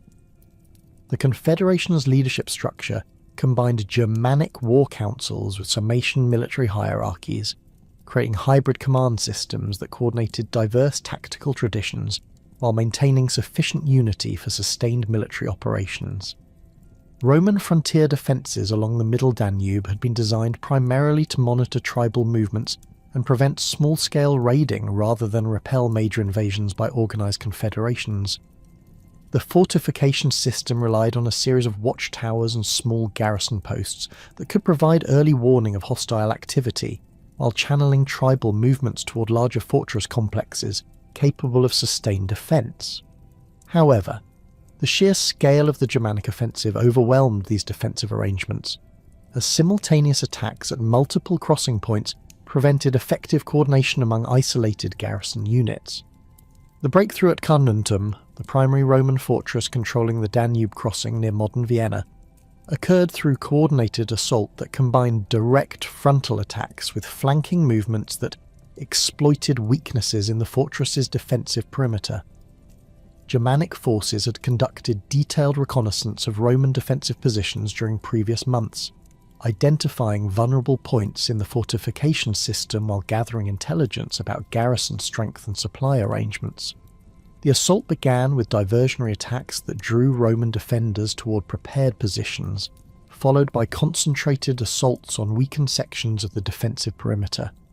Archaeological excavations at Carnuntum have revealed extensive evidence of the fortress's destruction, including arrowheads embedded in wooden structures, scattered military equipment abandoned during the evacuation, and destruction layers containing burned grain stores and collapsed buildings. The evidence indicates that Roman resistance lasted several days before overwhelming Germanic numbers forced the garrison's withdrawal, allowing tribal forces to secure the crossing and establish forward bases for subsequent operations deeper into Roman territory. The immediate aftermath of the breakthrough saw Germanic forces spreading rapidly throughout the Pannonian provinces, with raiding columns penetrating as far south as the Italian Alps and as far west as the Rhine frontier. These deep penetration raids demonstrated sophisticated logistical planning that enabled tribal forces to maintain operational effectiveness across hundreds of kilometres of hostile territory. Archaeological evidence from destroyed Roman settlements throughout Austria and northern Italy shows consistent patterns of systematic plundering that targeted valuable goods while destroying infrastructure that might support Roman counteroffensives. The raiders' tactical methods reflected careful study of Roman military capabilities and civilian defensive preparations. Rather than conducting indiscriminate destruction, Germanic forces focused on eliminating Roman military installations, destroying communication networks, and capturing strategic resources while generally avoiding unnecessary conflict with civilian populations who offered no resistance. This selective approach maximised material gains while minimising casualties that might reduce the Confederation's long-term military capabilities, indicating strategic thinking that extended beyond immediate plunder objectives. Roman civilian populations throughout the affected regions experienced unprecedented disruption as news of the Germanic breakthrough triggered widespread panic and mass evacuations. Archaeological evidence from villa sites in Austria and Slovenia shows hasty abandonment during this period, with valuable items buried in concealment pits, while buildings were left with doors standing open and storage areas partially emptied. The evacuation pattern suggests that Roman civilians had received advance warning of approaching tribal forces, allowing organised withdrawal rather than chaotic flight, though many communities lost substantial property and livestock during the evacuation process. The economic impact of the invasion extended far beyond the immediate war zone as disruption of trade networks and agricultural production created shortages throughout the Roman Empire's northern provinces. The amber routes that connected Baltic production areas with Mediterranean markets were completely severed, while iron production in Noricum ceased entirely as Germanic forces occupied mining districts. Archaeological evidence from Roman commercial centres shows dramatic reduction in luxury goods imports during this period, with pottery assemblages dominated by local production rather than the diverse international products that had characterised pre-war trade patterns. Marcus Aurelius received initial reports of the Germanic breakthrough while campaigning against Parthian forces in the eastern provinces, creating a strategic crisis that required immediate redeployment of military resources from multiple frontier sectors. The emperor's response demonstrated sophisticated understanding of the invasion's strategic implications, as he recognized that Germanic success might encourage similar attacks by other hostile tribes throughout the empire's northern frontiers. His decision to abandon the Parthian campaign and concentrate imperial military resources against the Germanic threat reflected accurate assessment of the relative dangers facing Roman territorial integrity. The emperor's military response began with systematic reorganization of command structures along the Danube frontier, replacing provincial governors whose defensive preparations had proved inadequate with experienced military commanders capable of coordinating complex counteroffensive operations. Marcus Aurelius appointed Claudius Pompeianus, a seasoned general with extensive experience in Germanic warfare, as supreme commander of Danubian operations with authority over all military forces between the Rhine and Black Sea. This appointment centralized command authority, while providing the strategic coordination necessary for effective response to multi-front Germanic offensive operations. The establishment of new legionary commands along the Danube frontier represented fundamental reorganization of Roman military deployment in Central Europe. Rather than maintaining the previous system of dispersed garrison forces responsible for individual provincial sectors, Marcus Aurelius created concentrated army groups capable of conducting major offensive operations while maintaining sufficient strategic reserves for responding to unexpected threats. Archaeological evidence from Roman military sites shows massive construction projects during 168 AD, with existing fortresses expanded and new installations built to accommodate substantially increased troop concentrations. The Duishuadeutrix and Vortutin the Gemina legions were transferred from Rhine frontier duties to strengthen Danubian defences, while the newly formed 3 Italica legion was stationed at Castra Regina to control the upper Danube crossing points. These deployments represented approximately 45,000 additional troops assigned to Germanic frontier operations, substantially increasing Roman military capabilities while creating integrated command structures that could coordinate operations across the entire frontier zone. The troop concentrations required extensive logistical preparations, including construction of new supply depots, road networks, and communication systems that enhanced operational effectiveness. Roman engineering capabilities proved crucial for establishing the infrastructure necessary for sustained military operations against Germanic forces. The construction of fortified camps, supply roads, and communication networks throughout the war zone demonstrated Roman organizational advantages that gradually shifted the strategic balance despite initial Germanic successes. Archaeological surveys along Roman military roads built during this period revealed sophisticated engineering techniques that enabled rapid troop movement and efficient supply distribution across difficult terrain, providing Roman forces with logistical advantages that Germanic tribal armies could not match. The systematic Roman response included establishment of forward operating bases that projected military power into Germanic territories while providing secure positions for launching counter-offensive operations. These installations, typically located on elevated terrain overlooking major river crossings or strategic passes, featured extensive fortifications designed to withstand siege warfare while housing sufficient supplies for extended defensive operations. Archaeological excavations at these sites revealed standardized construction techniques that enabled rapid deployment while maintaining defensive effectiveness against Germanic assault tactics. The major engagements that characterized the Roman counteroffensive began in earnest during 168 AD, when Marcus Aurelius personally assumed command of military operations along the Danube frontier. The emperor's presence provided crucial psychological advantages for Roman forces, while demonstrating imperial commitment to achieving decisive victory over Germanic Confederation forces. His strategic approach emphasized systematic reduction of Germanic territorial gains through coordinated offensive operations that exploited Roman advantages in siege warfare and logistical capabilities, while avoiding pitched battles that might favor Germanic numerical superiority.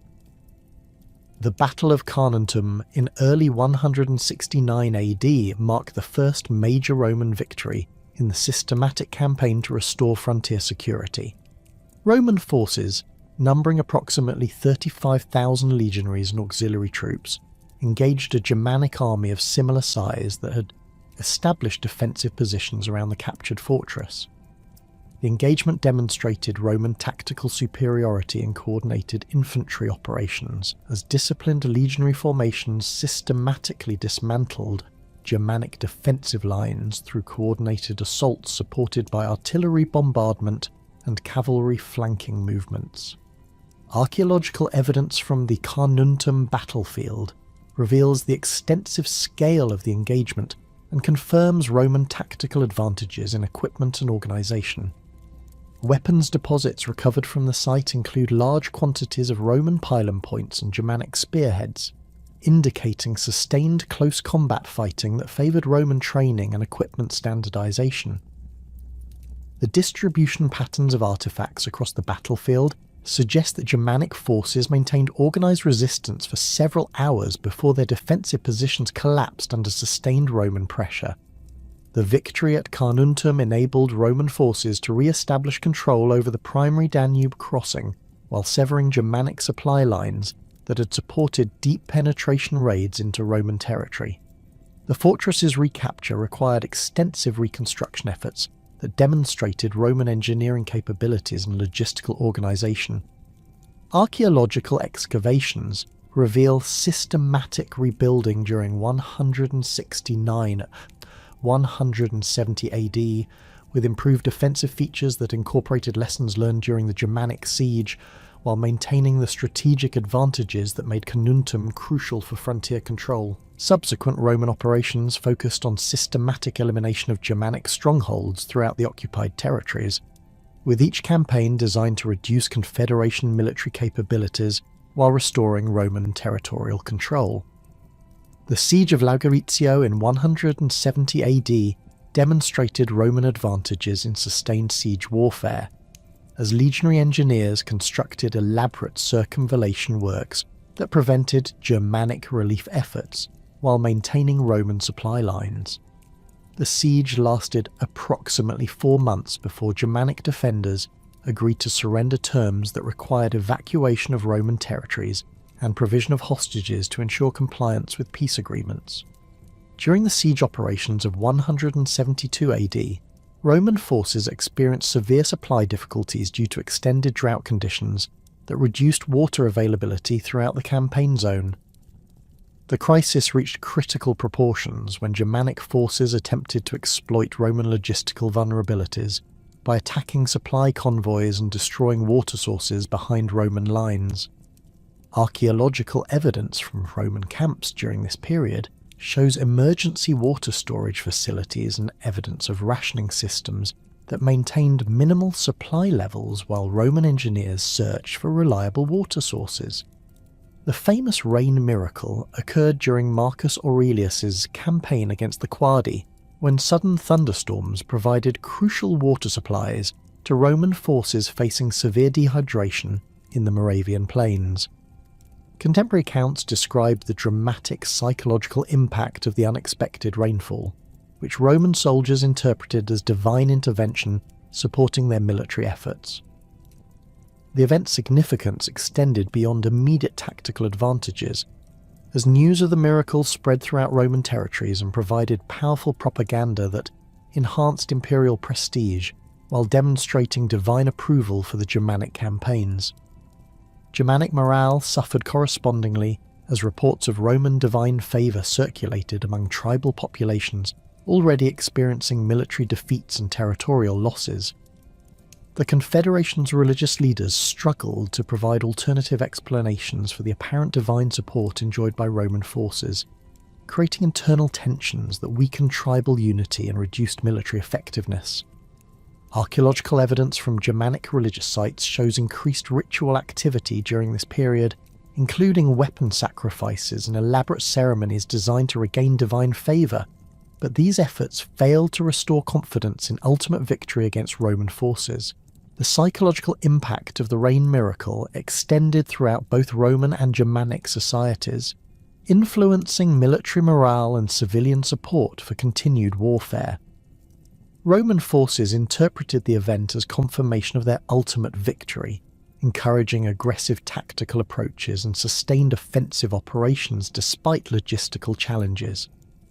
Germanic warriors, conversely, began questioning their leadership's assurances of divine support while experiencing growing doubt about their confederation's ability to achieve lasting territorial gains against Roman military capabilities. The systematic Roman counteroffensive that followed the rain miracle gradually compressed Germanic forces into increasingly untenable positions throughout the occupied territories, forcing tribal leadership to confront the reality that their initial breakthrough advantages had been decisively neutralized by superior Roman organization and logistical capabilities. By late 174 AD, the Confederation's military situation had deteriorated to the point where continued resistance threatened complete annihilation of their warrior populations, while Roman forces maintained relentless pressure through coordinated operations that prevented Germanic forces from establishing defensible positions or securing reliable supply lines. Archaeological evidence from Germanic camps abandoned during this period shows hasty evacuation with valuable weapons and personal equipment left behind, indicating the desperate circumstances that forced tribal armies to prioritize speed over material preservation during their retreat toward the Danube frontier. The collapse of Germanic resistance accelerated during 175 AD when internal disputes within the Confederation leadership created fatal divisions that prevented coordinated defensive planning. The Marcomannic war chiefs, who had initially provided unified command for the invasion force, found themselves increasingly isolated as allied tribal groups began negotiating separate peace arrangements with Roman commanders. The Sarmatian cavalry units, whose mobility had provided crucial tactical advantages during the initial breakthrough operations, withdrew from joint operations to protect their own territorial holdings along the Pannonian plains. Archaeological evidence from former Confederation camps shows distinct phases of abandonment, with Sarmatian horse equipment disappearing from sites several months before Germanic infantry gear, confirming the chronological sequence of Allied withdrawals. Roman diplomatic efforts during this period demonstrated sophisticated understanding of tribal political dynamics, as imperial negotiators successfully exploited existing tensions within the Confederation to accelerate its disintegration. Marcus Aurelius authorized selective amnesty arrangements for tribal groups willing to abandon the Confederation and accept tributary status, creating powerful incentives for defection while isolating the most determined resistance elements. These negotiations required careful balance between demonstrating Roman clemency toward cooperative tribes and maintaining sufficient military pressure to prevent renewed Confederation unity, a diplomatic challenge that tested imperial administrative capabilities throughout the concluding phases of the conflict. The Quadi leadership proved most receptive to Roman peace overtures, as their territorial positions in Moravia made them particularly vulnerable to Roman retaliation, while offering limited strategic value for continued resistance. Their negotiations with Claudius Pompeianus during the winter of 175-176 AD established precedents for the peace arrangements that would eventually encompass the entire region. Archaeological evidence from Quadi settlements during this period shows rapid transition from military to civilian priorities, with weapon caches being converted to agricultural tool storage and defensive fortifications being partially dismantled to demonstrate peaceful intentions to Roman observers. The final Marcomannic resistance collapsed in early 177 AD when sustained Roman pressure eliminated the last strongholds capable of supporting organised military operations. The decisive engagement occurred near the confluence of the Morava and Danube rivers, where approximately 8,000 Marcomannic warriors made their final stand against overwhelming Roman forces numbering nearly 25,000 legionaries and auxiliaries. The battle demonstrated the complete transformation of tactical advantages that had occurred during the extended conflict, as Roman forces systematically dismantled Germanic defensive positions through coordinated artillery bombardment, followed by disciplined infantry assaults that prevented effective Germanic counterattacks. Archaeological excavations at the battlefield site reveal the extensive scale of Germanic casualties, with mass burial pits containing hundreds of warrior skeletons showing evidence of wounds consistent with Roman military equipment.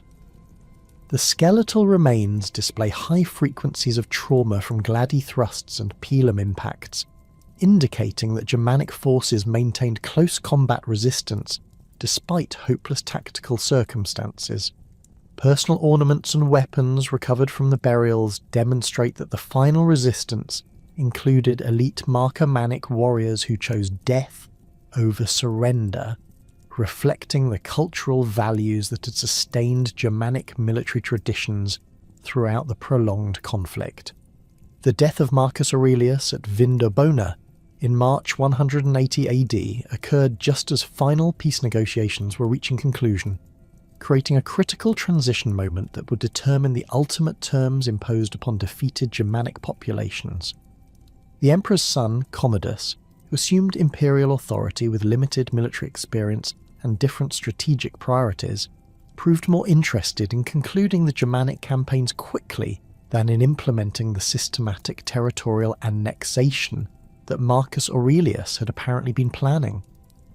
This shift in imperial policy had profound consequences for the final peace arrangements, as Commodus prioritized immediate stability over long-term strategic advantages that might have fundamentally altered the demographic balance along the Danube frontier. Commodus's peace terms, negotiated during the summer of 180 AD, reflected his desire to achieve rapid conflict resolution, while avoiding the administrative burdens associated with governing newly conquered Germanic territories.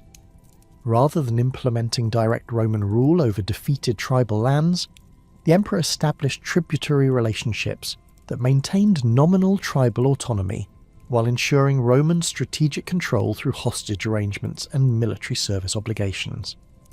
The agreements required Marcomannic and Quadi leadership to provide annual tribute payments, surrender designated numbers of warriors for Roman auxiliary service, and accept permanent Roman garrisons at strategic locations throughout their territories.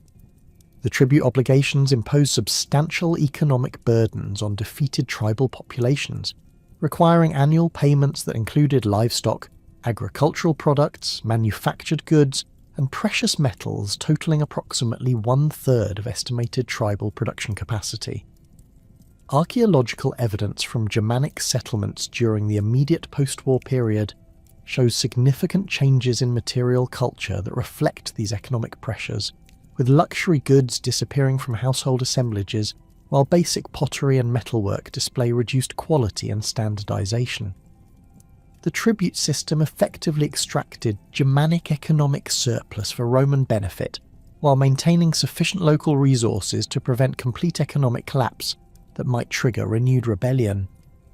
Military service obligations required Germanic tribes to provide approximately 13,000 warriors annually for Roman auxiliary units, representing a significant proportion of their total military-age male population. These levies served multiple Roman strategic objectives, removing potential military threats from Germanic territories while providing experienced warriors for frontier defense and imperial military operations throughout the empire.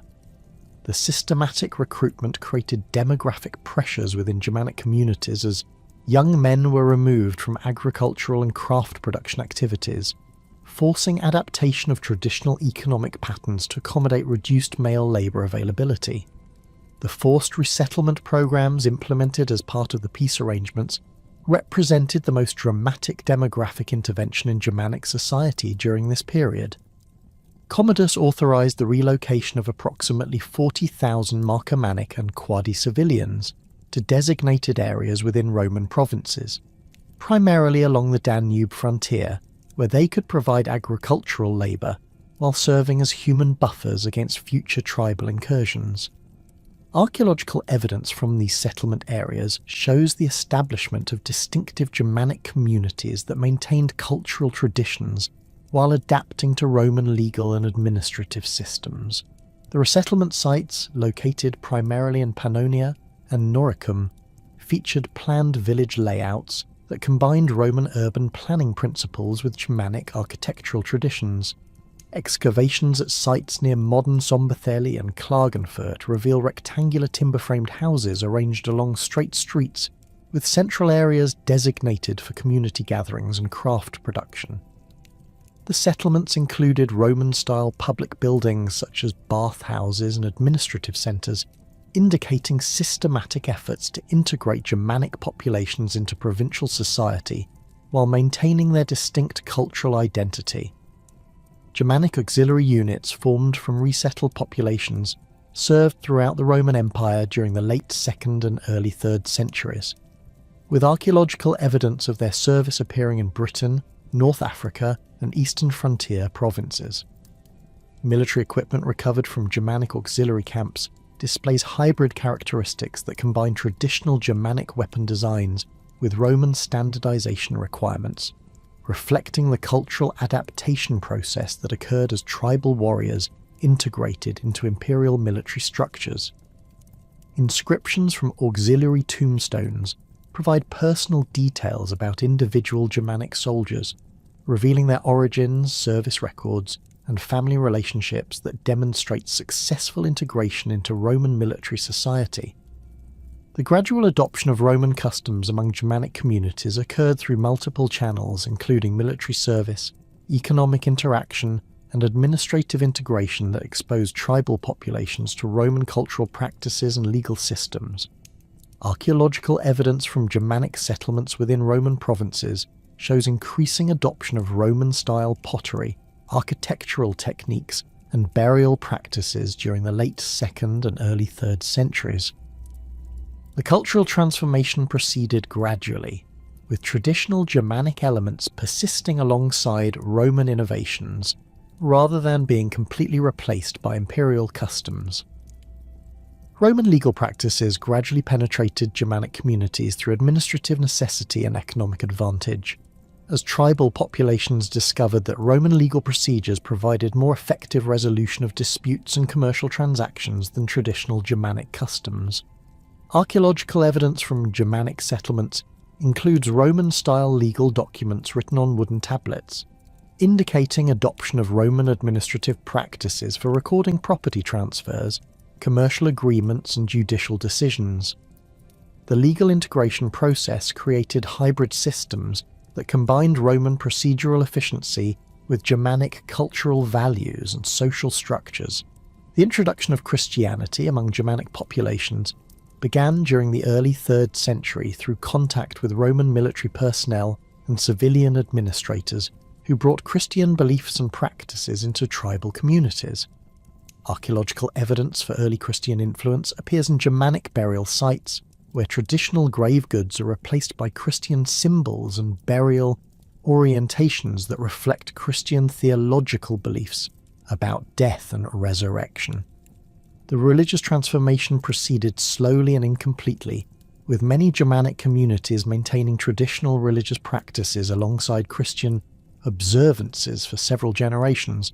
Roman villa construction in former Germanic territories represented systematic colonization efforts that transformed the regional landscape while providing economic opportunities for both Roman colonists and Germanic labourers. Archaeological surveys throughout Austria and western Slovakia document the establishment of numerous villa complexes during the late 2nd and early 3rd centuries, featuring characteristic Roman architectural elements including hypocaust heating systems, mosaic floors, and elaborate bath facilities.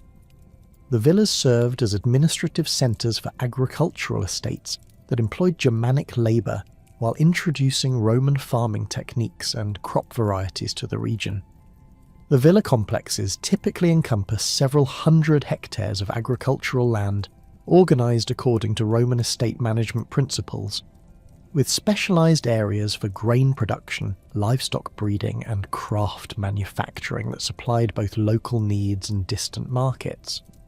Archaeological evidence from villa sites shows systematic drainage projects, road construction, and field boundary systems that transform the natural landscape according to Roman agricultural practices. Germanic workers employed on these estates learned Roman farming techniques while maintaining traditional knowledge that proved valuable for adapting Mediterranean agricultural methods to Central European environmental conditions. Roman-style burial practices gradually replaced traditional Germanic cremation ceremonies as tribal populations adopted Roman cultural values and legal systems that emphasized individual identity and family relationships over clan-based social organization. Archaeological excavations of Germanic cemeteries dating to the 3rd century reveal increasing adoption of Roman inhumation practices, with bodies buried in wooden coffins accompanied by personal ornaments and household items that reflect Roman material culture. The burial orientation typically followed Christian practices, with heads positioned toward the west, indicating religious transformation alongside cultural adaptation. The grave goods included in these burials demonstrate the material prosperity that some Germanic families achieved through successful integration into Roman provincial society. Archaeological assemblages include Roman pottery, bronze vessels, glass beads, and occasionally coins that indicate participation in monetized economic systems rather than traditional barter arrangements. The quality and quantity of grave goods vary significantly among individual burials, reflecting the social differentiation that developed within Germanic communities as some families achieved greater success in adapting to Roman economic opportunities. Archaeological evidence of cultural transformation extends beyond individual settlements to encompass regional landscape changes that reflect systematic Roman territorial organisation and resource exploitation. Survey data from former Marcomannic territories shows establishment of Roman-style road networks, mining operations, and urban centres that integrated the region into imperial economic and administrative systems. The infrastructure development required substantial labour investments that provided employment opportunities for Germanic populations, while creating permanent changes to the regional environment and settlement patterns. The transformation of Germanic communities under Roman influence created conditions that would ultimately contribute to the broader crisis engulfing the empire during the turbulent 3rd century AD.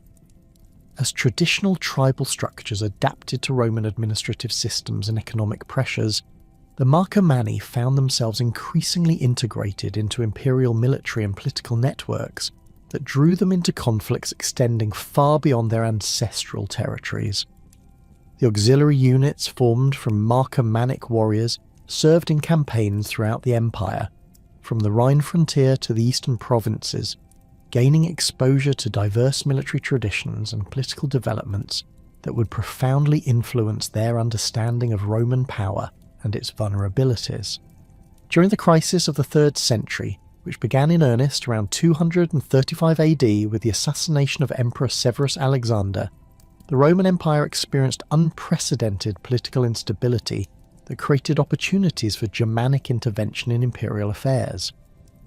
The rapid succession of short-lived emperors, combined with simultaneous military pressures along multiple frontiers and severe economic disruption caused by currency debasement and trade disruption, weakened Roman military capabilities precisely when Germanic populations were achieving their greatest military sophistication through decades of service in Roman auxiliary forces.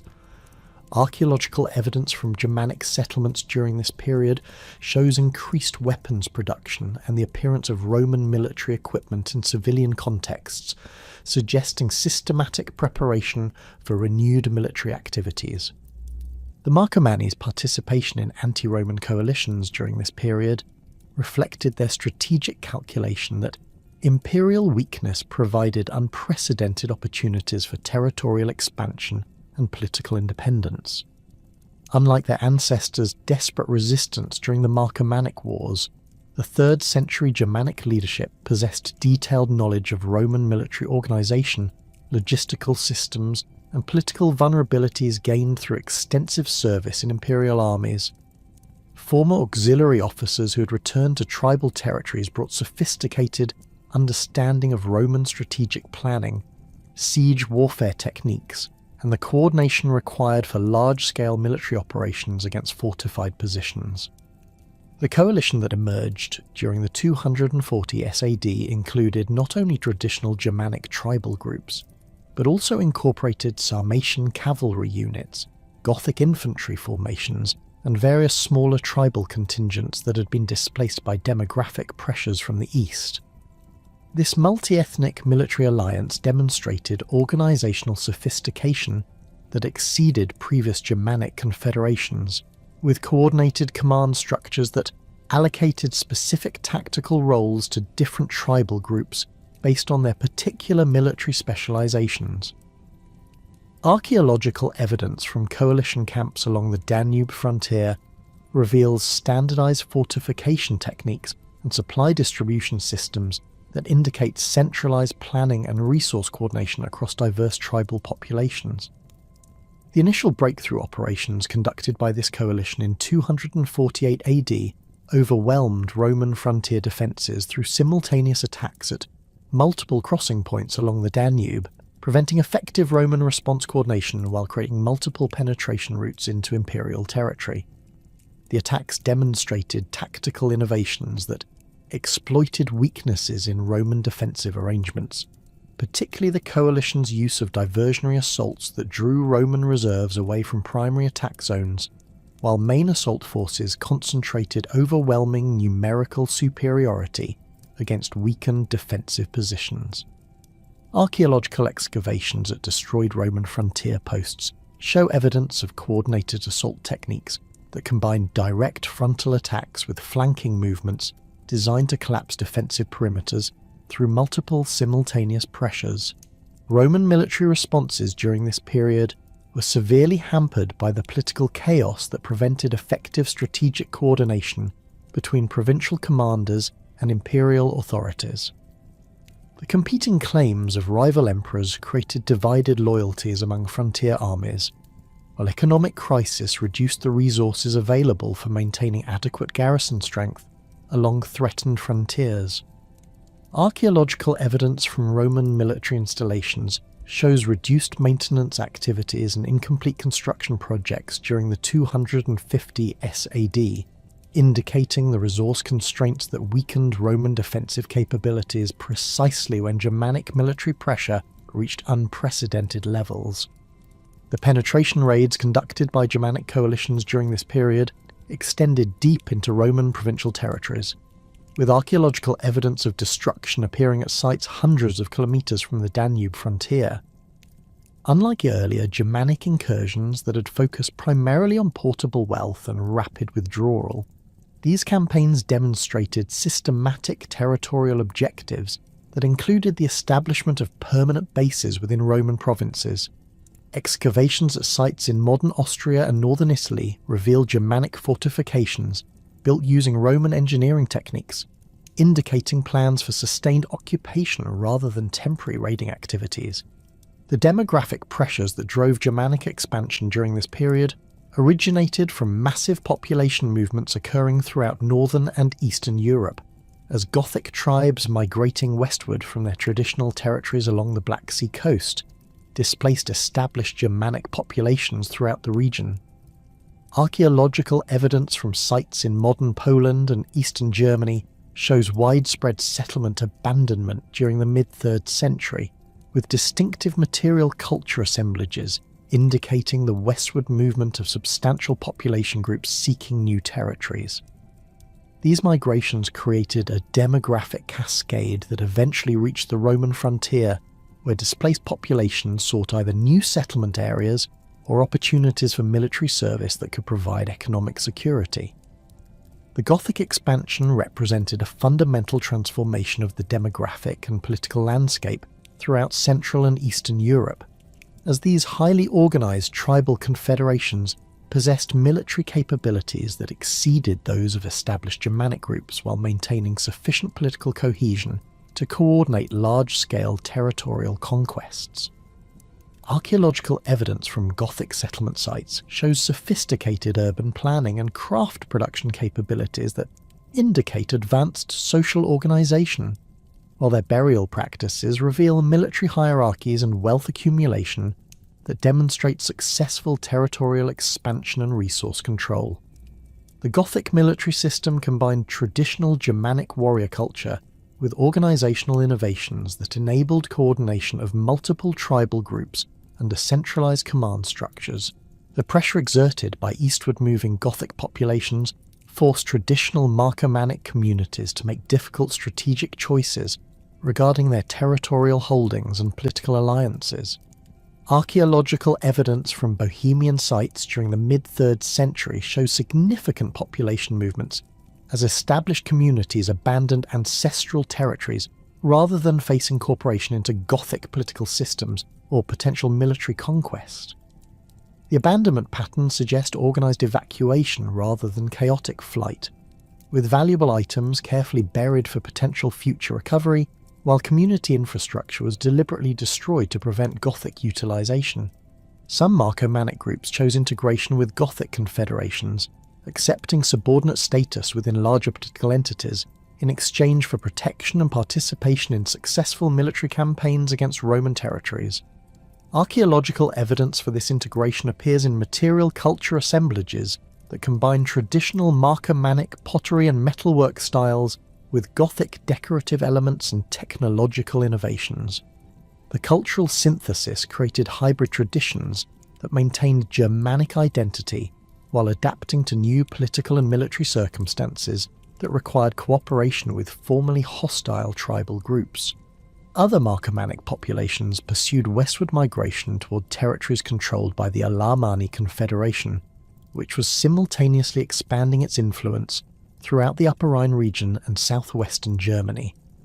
The Alemannic political system offered attractive alternatives to Gothic domination, as their confederation maintained greater internal autonomy for member tribes while providing effective military coordination for territorial expansion and defence against Roman counterattacks.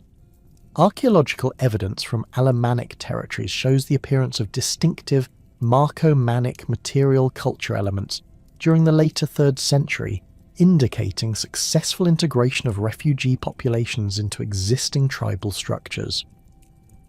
The integration process with Alemannic confederations required complex negotiations regarding territorial allocations, military service obligations, and political representation within confederation decision-making structures.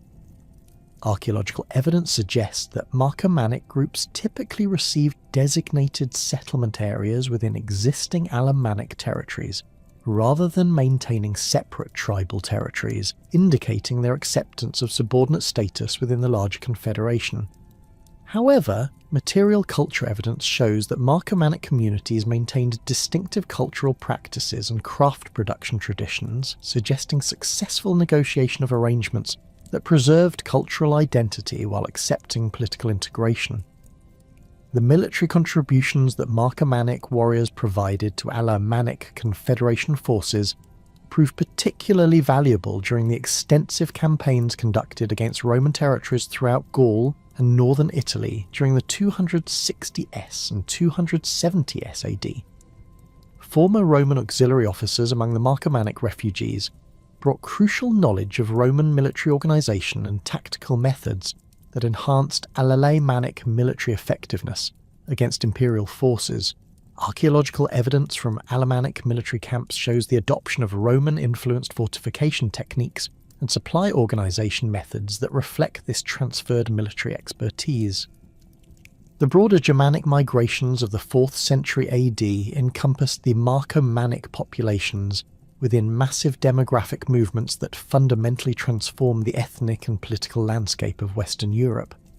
The Hunnic expansion westward from the Pontic steppes created irresistible pressure that forced virtually all Germanic tribal groups to abandon their traditional territories and seek new homelands within or beyond Roman provincial boundaries. Archaeological evidence from sites throughout Central Europe shows widespread abandonment during the late 4th century, with entire regional populations disappearing from the archaeological record as they joined the massive migration streams flowing toward Western Europe and the Mediterranean region. The Marcomannic participation in these migrations occurred primarily through their integration with larger tribal confederations, rather than as independent political entities, reflecting the demographic and political fragmentation that had characterised their communities since the 3rd century crisis. Archaeological evidence suggests that former Marcomannic populations contributed to multiple migration streams, with some groups joining Visigothic movements toward Gaul and Spain, while others became incorporated into Vandal confederations that eventually reached North Africa. The dispersal across such extensive geographic areas effectively ended any possibility of maintaining distinct Marcomannic political or cultural identity. Roman sources from the late 4th and early 5th centuries increasingly refer to former Marcomannic territories using geographic rather than ethnic designations, indicating the complete dissolution of recognisable tribal political structures in these regions.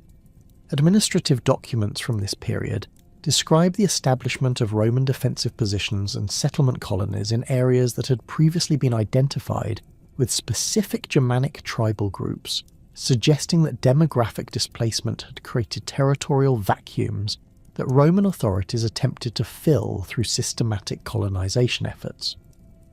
Archaeological evidence from these colonisation sites shows the construction of Roman-style fortifications and civilian settlements that indicate permanent imperial territorial expansion into formerly Germanic regions. The final historical mentions of identifiably Marcomannic populations appear in chronicles describing the establishment of Germanic kingdoms within former Roman provincial territories during the 5th century AD. These references typically describe small groups or individual leaders claiming Marcomannic ancestry, while serving within the administrative or military hierarchies of Visigothic, Vandal, or other Germanic royal courts. The scattered nature of these references suggests that Marcomannic identity had become primarily genealogical rather than political, maintained by individuals and families who preserved ancestral memories while participating fully in the new political structures that emerged from the collapse of Roman imperial authority in Western Europe.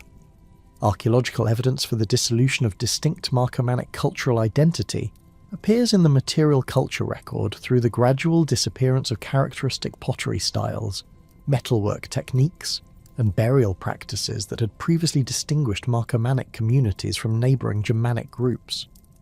Sites dating to the 5th and 6th centuries AD in former Marcomannic territories show material culture assemblages that reflect regional rather than tribal characteristics, indicating the emergence of new cultural identities based on geographic proximity and political affiliation, rather than ancestral tribal connections. The transformation represents the completion of a process that had begun during the 3rd century crisis and continued through the massive demographic upheavals of the migration period. The linguistic evidence for Marcomannic cultural dissolution appears in the disappearance of distinctive dialectical features that had previously characterised their Germanic language variety. Comparative analysis of Germanic language development suggests that former Marcomannic linguistic elements became absorbed into broader regional dialects that reflected the mixed populations created by migration and resettlement processes. The linguistic integration paralleled the material culture changes documented through archaeological evidence, indicating comprehensive cultural transformation that eliminated the distinctive characteristics that had previously defined Marcomannic identity. The linguistic integration paralleled the material culture changes documented through archaeological evidence, indicating comprehensive cultural transformation that eliminated the distinctive characteristics that had previously defined Marcomannic identity. This dissolution of tribal distinctiveness marked the end of the Marcomanni as a recognisable political and cultural entity, though their legacy would persist through multiple channels that continue to influence our understanding of Germanic-Roman interaction and early European development. Archaeological preservation of Marcomannic culture has become increasingly sophisticated through systematic excavations and museum curation efforts throughout the Czech Republic and Austria. The National Museum in Prague houses one of the world's most comprehensive collections of Marcomannic artefacts, including the spectacular grave goods discovered at Musov in southern Moravia during the 1980s. This burial assemblage dating to the late 1st century AD, contains a complete set of warrior equipment, including a pattern-welded sword with silver inlay work, an iron spearhead with bronze socket decoration, and a shield boss featuring intricate geometric patterns that demonstrate the highest levels of Marcomannic metalworking craftsmanship. The grave also yielded Roman imports including a bronze wine service and glass vessels that illustrate the diplomatic and economic relationships that characterized Maroboduus's kingdom at its height. The ongoing excavations at Starhradisco near Prostojov have revealed extensive evidence of Marcomannic settlement organisation and daily life that provides crucial insights into their social structure and economic activities. The site encompasses approximately 40 hectares of well-preserved settlement remains dating from the 1st century BC through the 2nd century AD, making it one of the largest continuously occupied Germanic sites in Central Europe. Excavations have uncovered over 200 individual structures, including residential buildings, craft workshops, storage facilities, and what appears to be a central administrative complex that may have served governmental functions during the kingdom period. The pottery assemblages from different occupation phases show clear stylistic evolution that reflects changing political circumstances and cultural influences, while the metalworking debris indicates systematic weapons production that supplied both local needs and export markets. Recent excavations at Bratislava Castle have uncovered substantial evidence of Marcomannic occupation during the early centuries AD, including defensive fortifications and residential structures that demonstrate the strategic importance of this Danube crossing point. The archaeological team led by Matej Rutkai has identified multiple construction phases that correspond to different periods of Marcomannic political development, from initial settlement establishment through the kingdom period and subsequent Roman client-state arrangements.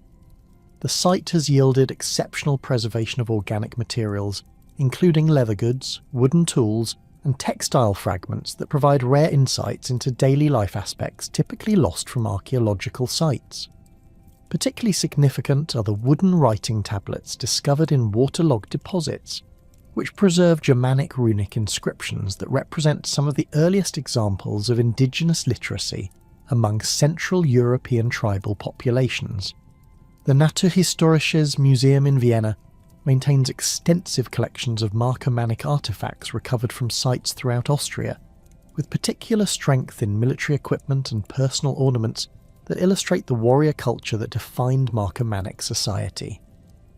The museum's research program has conducted systematic analysis of metalworking techniques used in Marcomannic weapon production, revealing sophisticated understanding of iron metallurgy that produced blades comparable in quality to contemporary Roman military equipment.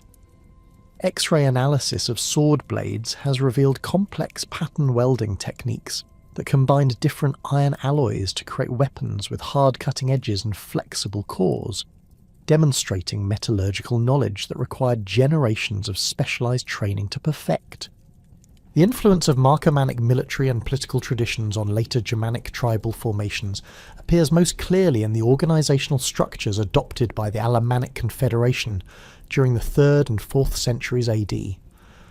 Archaeological evidence from Alemannic sites shows adoption of fortification techniques and settlement planning principles that directly parallel methods developed during Maroboduus's kingdom, suggesting that former Marcomannic populations transmitted their governmental and military expertise to their new political affiliations. The Alemannic military system incorporated elements of the standardized equipment production and coordinated tactical formations that had characterized Marcomannic forces, creating hybrid military traditions that combined multiple Germanic influences with Roman organizational principles learned through auxiliary service. The transmission of Marcomannic political concepts influenced the development of early medieval Germanic kingdoms through former tribal members who achieved positions of authority within Visigothic, Vandal, and other royal administrations. Chronicle sources from the 6th and 7th centuries reference individuals claiming Marcomannic ancestry, who served as military commanders and administrative officials in these kingdoms, bringing organisational experience that contributed to the sophisticated governmental structures that characterise successful Germanic successor states. The legal codes developed by these kingdoms show evidence of Germanic customary law traditions that include elements traceable to Marcomannic judicial practices, particularly regarding property rights and military service obligations that reflect the tributary systems originally developed under Roman client-state arrangements. The impact of Marcomannic resistance on Roman frontier policy extended far beyond the immediate military consequences of their conflicts with imperial forces.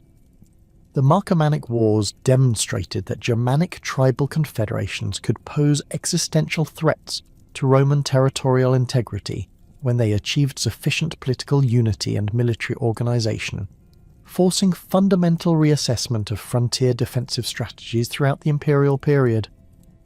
The Roman response involved systematic development of client-state relationships that sought to prevent the emergence of unified Germanic threats while maintaining territorial security through cooperative tribal leadership rather than direct military occupation of hostile territories. The Danubian defensive strategies developed during and after the Marcomannic Wars established precedents for frontier management that influenced imperial administration throughout subsequent centuries.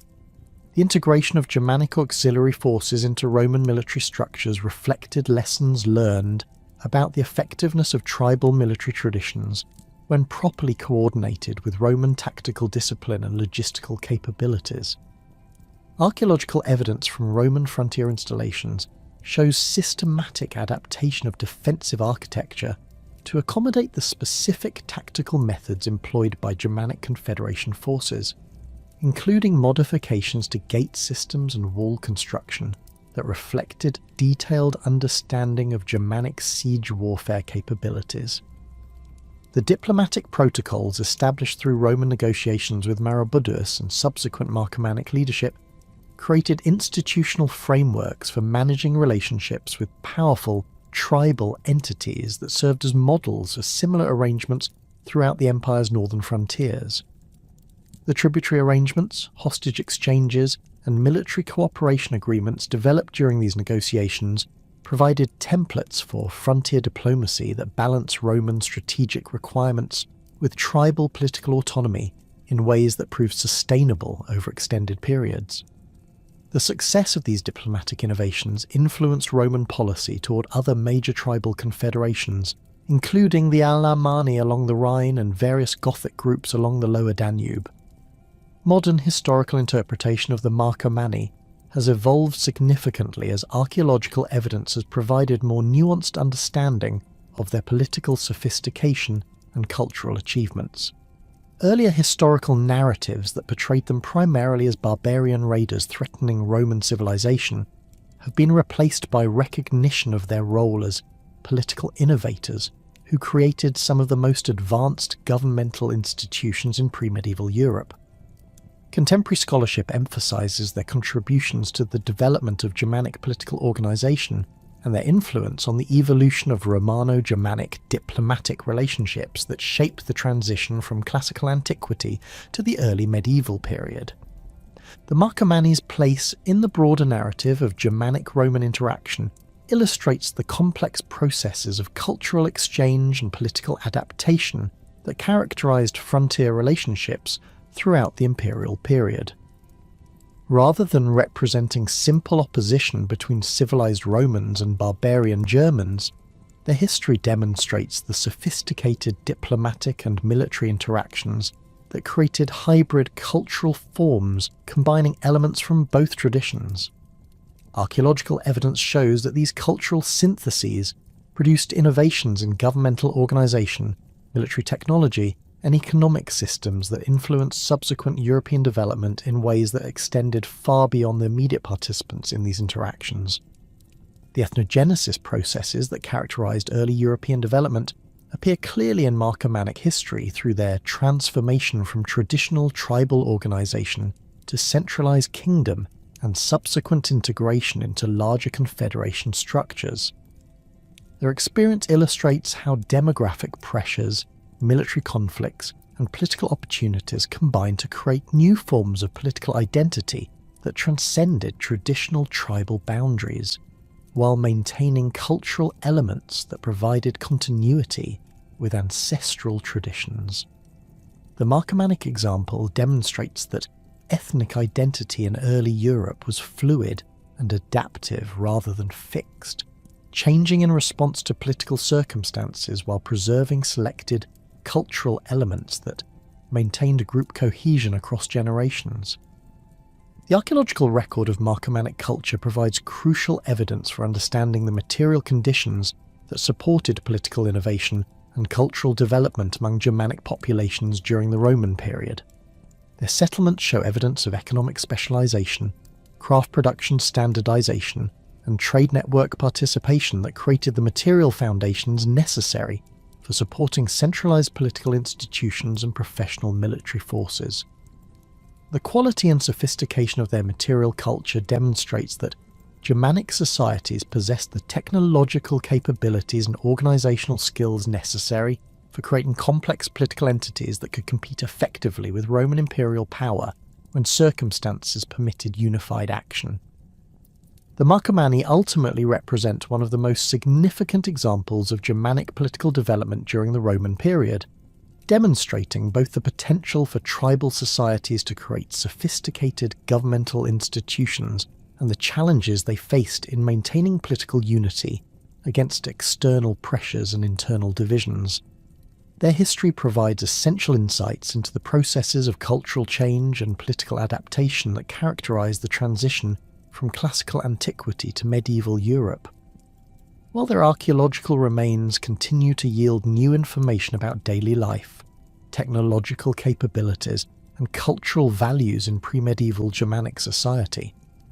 Though they disappeared as a distinct political entity during the Great Migrations of the 4th and 5th centuries AD, their legacy persists in the institutional innovations, cultural traditions, and historical precedents that influenced the development of early medieval European civilization. The Marcomanni's story thus concludes not with simple extinction, but with transformation and integration into the broader currents of European history that they had helped to shape through their centuries of political innovation, military achievement, and cultural adaptation.